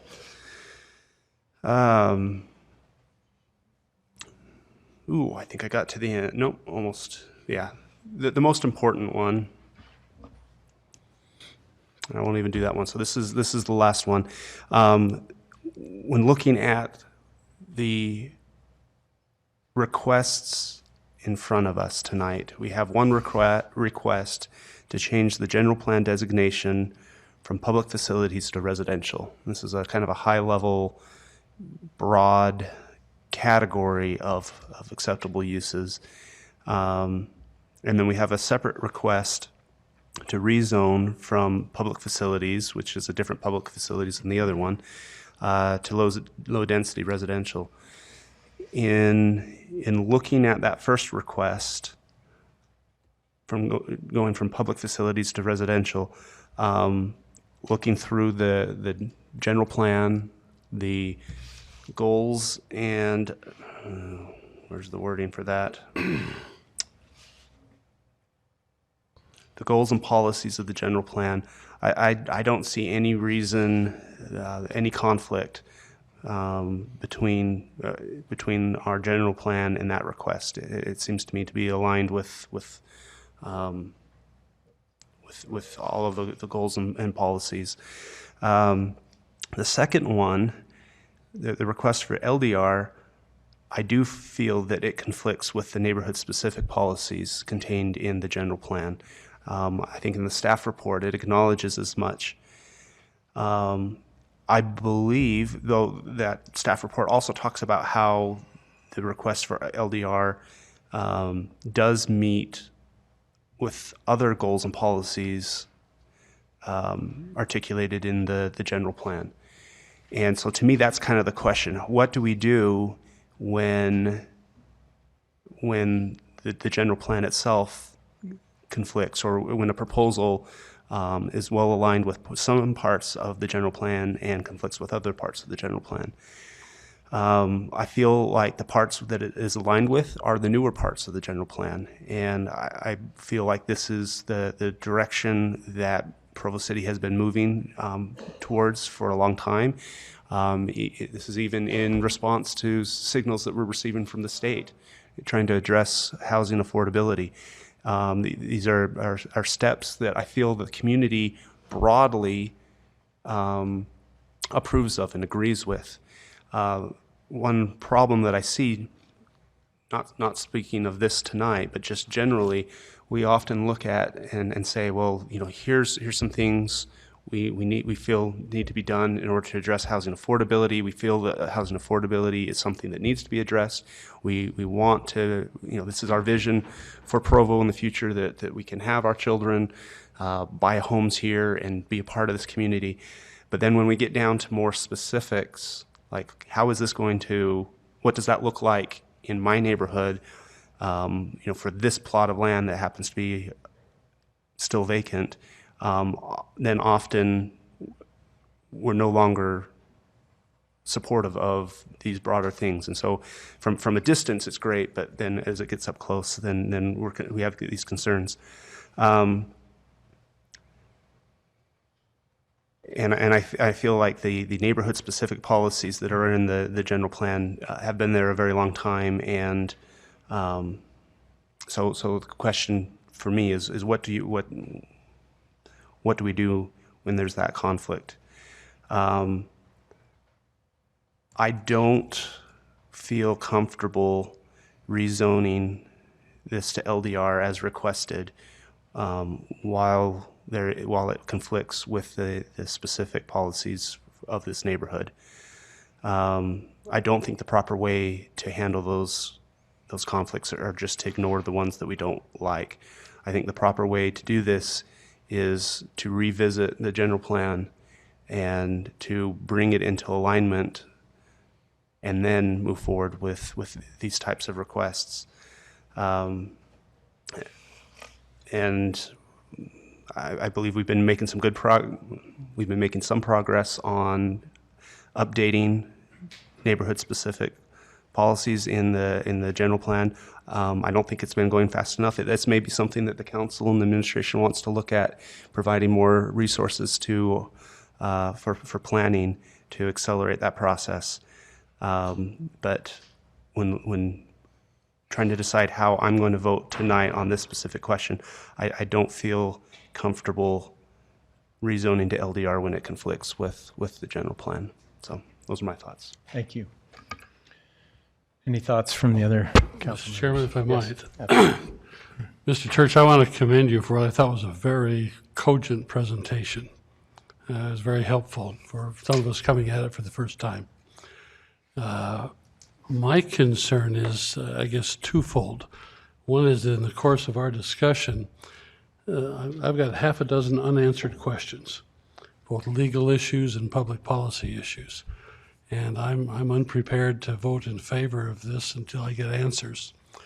The second is I agree with David Sewell here that when you're looking for a rezone, particularly something that has a significant rezone such as this, I think you just really have to have some modicum of neighborhood support. And other than Mr. Henry tonight, I haven't heard anybody, hoisting a flag for this, support of it. Maybe that means you ought to make this kind of presentation to more people in the neighborhood. I don't know, but I think where you've had 4 different neighborhoods represented by their chairs and or vice chairs all speaking out against it, I think that's a pretty heavy tide to go against. And I think we just need to either look at other alternatives for your property, or we need to at least get answers to some of these unanswered questions. Thank you. Thank you for your time today. Mr. Hoban. I'm new to this, correct me if I'm wrong, but isn't there a 2-week punt option that I could exercise here and say that I'd like to get some answers on whether or not the school is actually interested? Everyone seems to want to speak to the school. And maybe the fact that the school board isn't here, maybe that is our answer. But I would like to understand their interest or non-interest in the property. Is the current school legal? I'd like to understand that a little bit.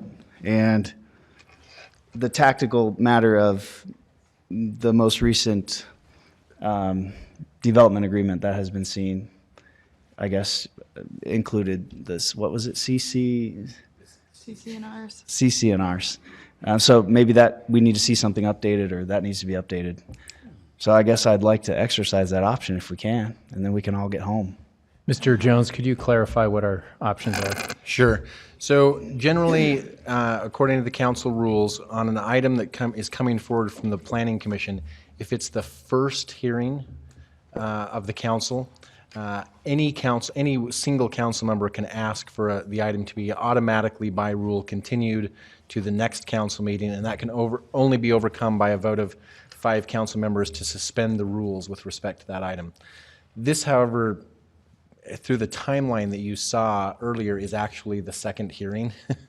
So that rule isn't applicable to this hearing. That does not mean, however, that you can't make a motion to continue the item either indefinitely or to the next meeting.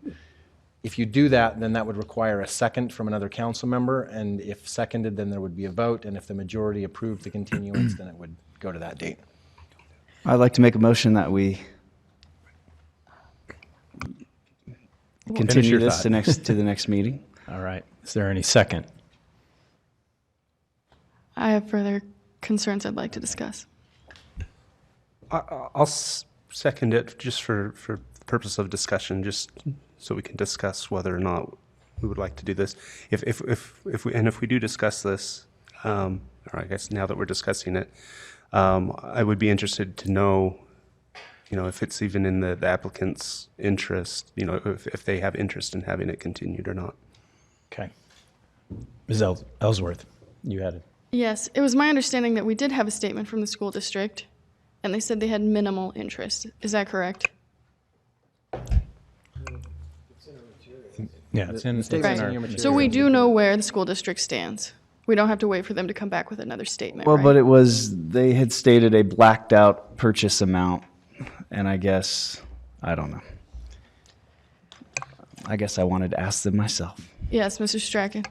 It seems to me, my recollection is that there have been 3 different instances, at least a couple that have been documented in this meeting, in which the question has been put to them and they have not been forthcoming with a clear indication that they want to have access to the property. Yeah. In other words, they're if it's available for the right price, maybe, but there's been no enthusiasm for the city to do anything to retain that property for their future use, is how I've read it all the way through. My feeling is that we're not going to get any more clarification than what we've got, and it may be up to our own interpretation, but my recommendation would be, as far as that question is concerned, there's lots of other questions with this property. You can make your own decision about whether or not Mr. Sewell has articulated a very persuasive argument about why he would prefer to be cautious and hold it.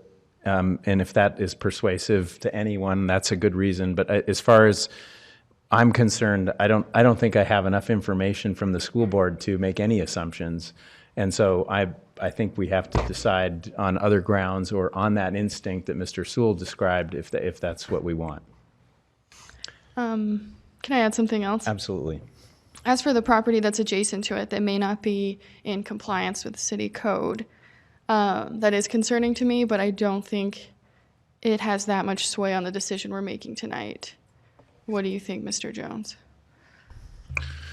Well, I think that's generally true. I mean, they are separate instances. It could weigh into, I suppose, calculations about the intent of the developer and questions that you might ask yourself about that as you consider the proposal. But insofar as a strictly legal matter, they are separate questions. And one of the things that I find interesting about that particular question is I've heard a lot of comments about it being not appropriate for the zone, but people being happy that it's there. So I'm not sure whether the right, even assuming it is against the zone, I'm not sure whether the right answer is enforcing against it and closing it down or changing the zone so that it is in compliance with the zone. And So that's a completely separate question in my mind. Right, and that would just be a different agenda item for a different day. Well, I've been thinking about this. I've got some thoughts if you'd welcome them on this particular relevance of this question. Yes, and then because, I'll pose another question. Okay. Well, my concern is that, I mean, going back to the first time I heard about this proposal, I saw the traffic issue as a separate thing, mainly because we were talking about pretty low levels of impact lower down the hill, and it seemed less likely that it was going to be a big issue. But because the school is there now and it's taking up a lot of that space, or using a lot of cars, and there's the possibility that it could be expanding, this is causing me major concerns, actually. I mean, I'd like to have that resolved because it then impacts how I evaluate the added impact of this other piece.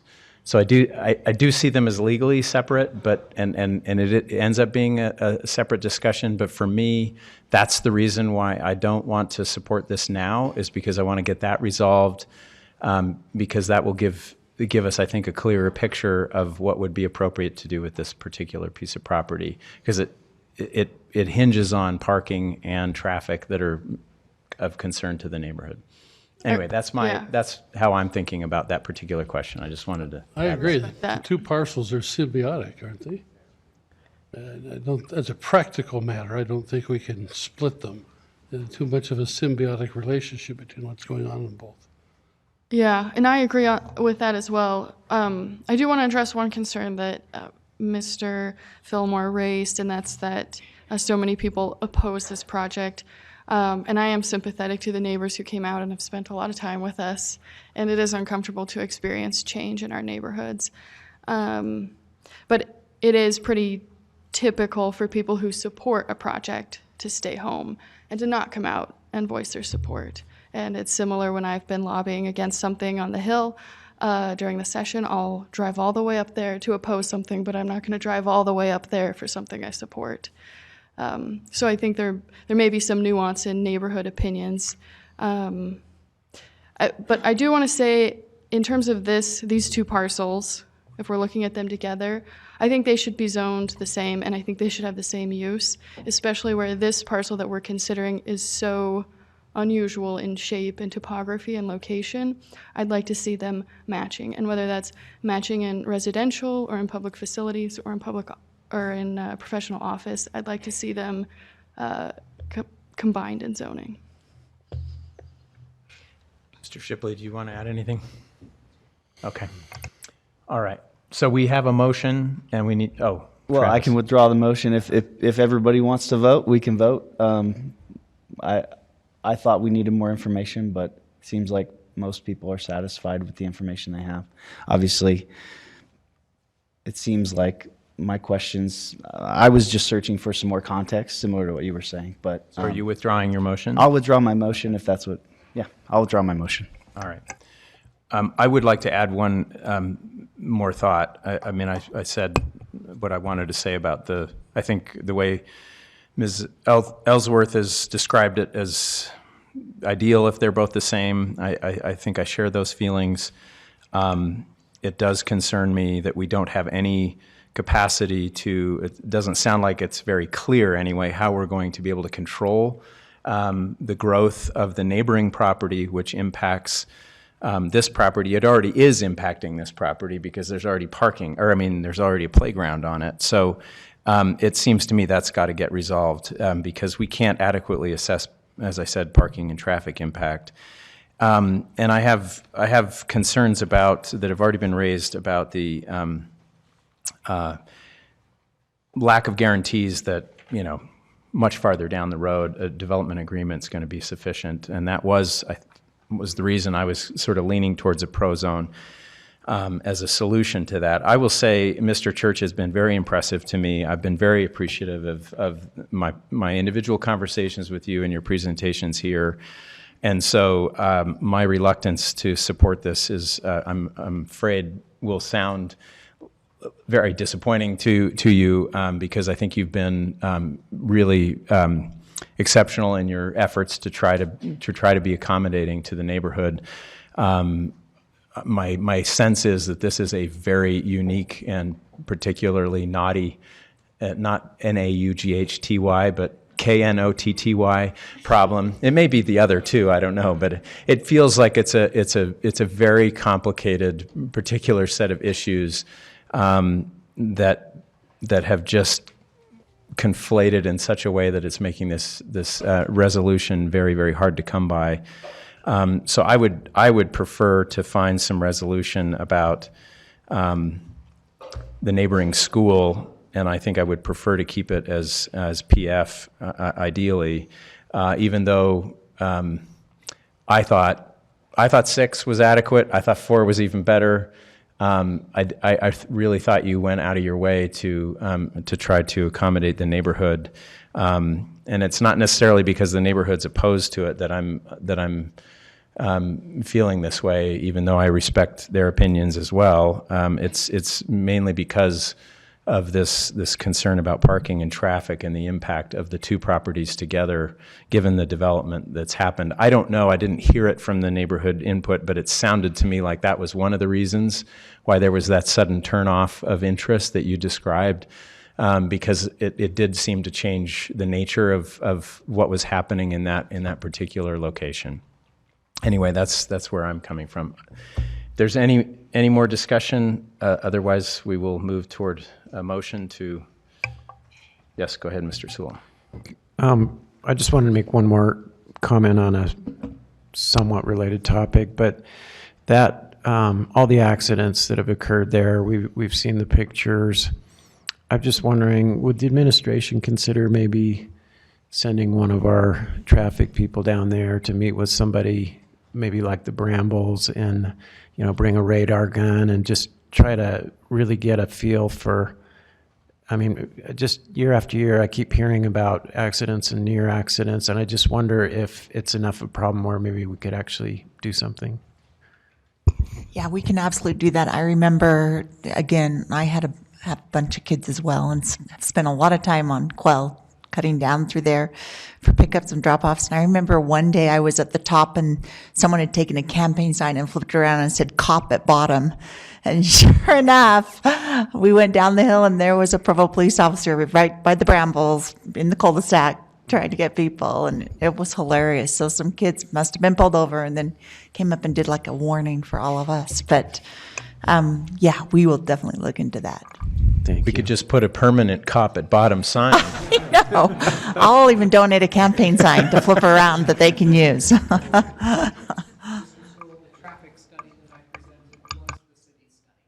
So it's already been done. The evidence is there that there is a problem.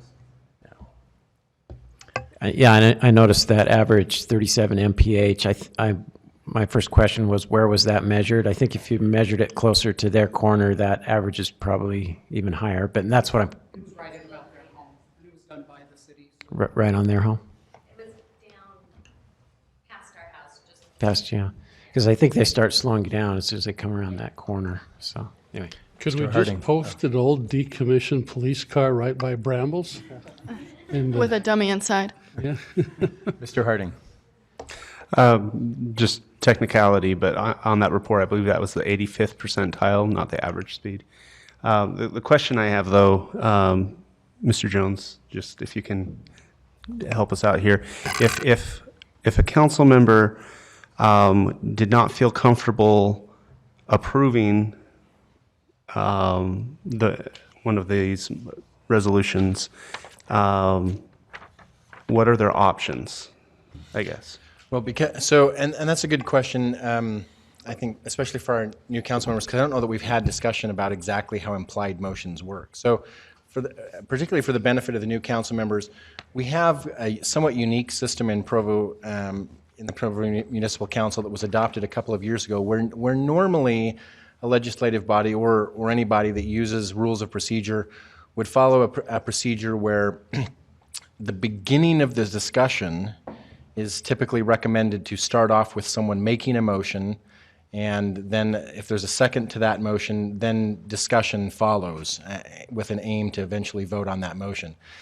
We've found over the years that a council committee worked on the council handbook for quite some time, and we found over the years that that system didn't work particularly well because people were really reluctant to make motions until after all of the discussion had been had, because it seemed to signal that there was already a predetermined outcome for them that they weren't willing to signal.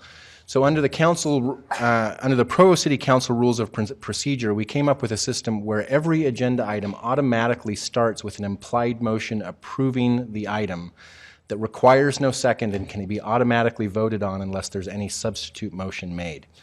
So in answer to with that background, in answer to your question, when the chair calls for a vote on the implied, well, let me back up. Before the chair calls for a vote on the implied motion, council members have the opportunity to make some other motion. They could make a motion to continue the item indefinitely in order to kill it. They could make a motion to continue it to a date certain. They could make a motion to amend it or substitute a different resolution in some way, right? If that doesn't happen and the chair calls for a vote on the implied motion, all those who wish to approve the item should vote for it, and all those who wish to vote against it should vote against it. And if it does not receive 4 votes, it is not approved. And can you clarify the 7 and 8, agenda item 7, if 7 doesn't pass, what happens to 8? Is that moot? Well, it's not actually. It's from a philosophical standpoint, it would seem like it is, but there is not a legal requirement that the zoning match the general plan.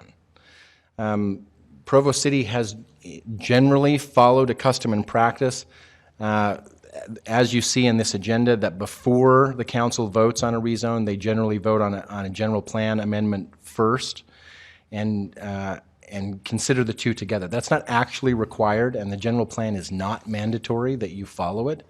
So it is technically possible that you could vote no on 7 and yes on 8. That doesn't Okay. seem likely, but you would need to hold a vote on both of them to establish that. All right, thank you. All right, so we have an implied motion on an ordinance changing the general plan designation from public facilities to residential for approximately 0.78 acres of real property generally located at 862 East Quail Valley Drive, Edgemont neighborhood. Are you wanting to make a comment? Yes, sorry. One last clarification, I'm sorry.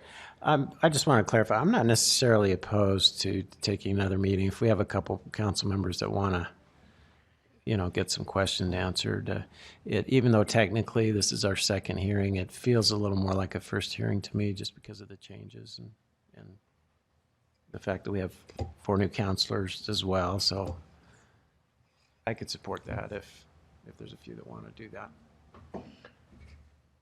How do the rest of you feel about that? I'd be interested to know what the applicant thinks.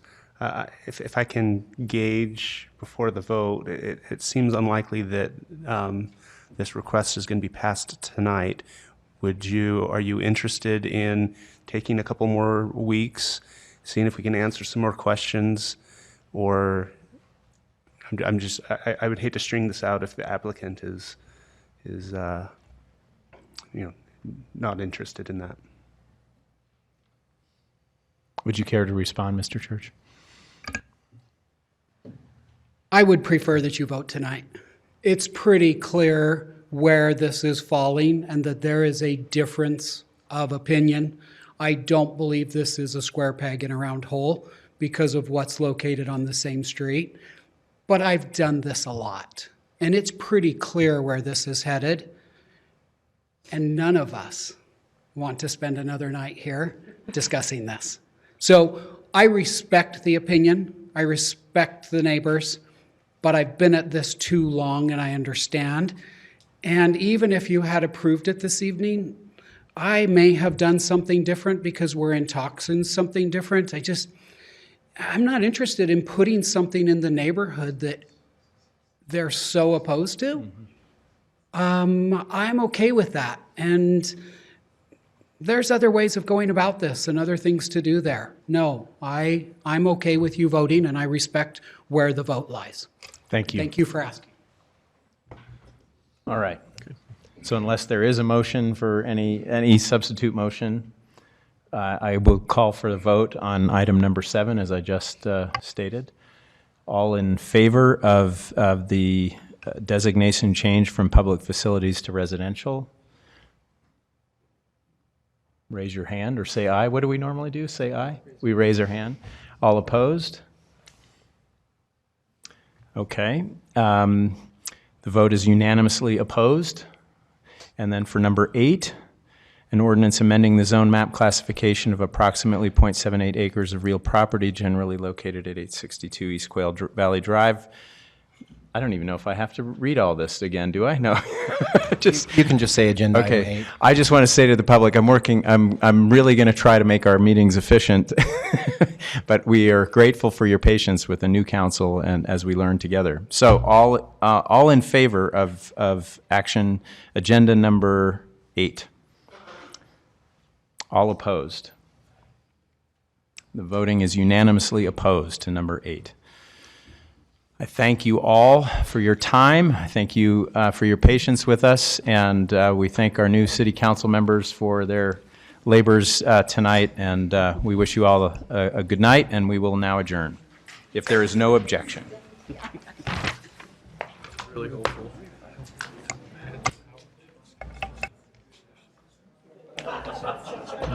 Yeah. They only allotted 10 minutes for it. So. I know some of the issues. I think that's the I've come out of question. this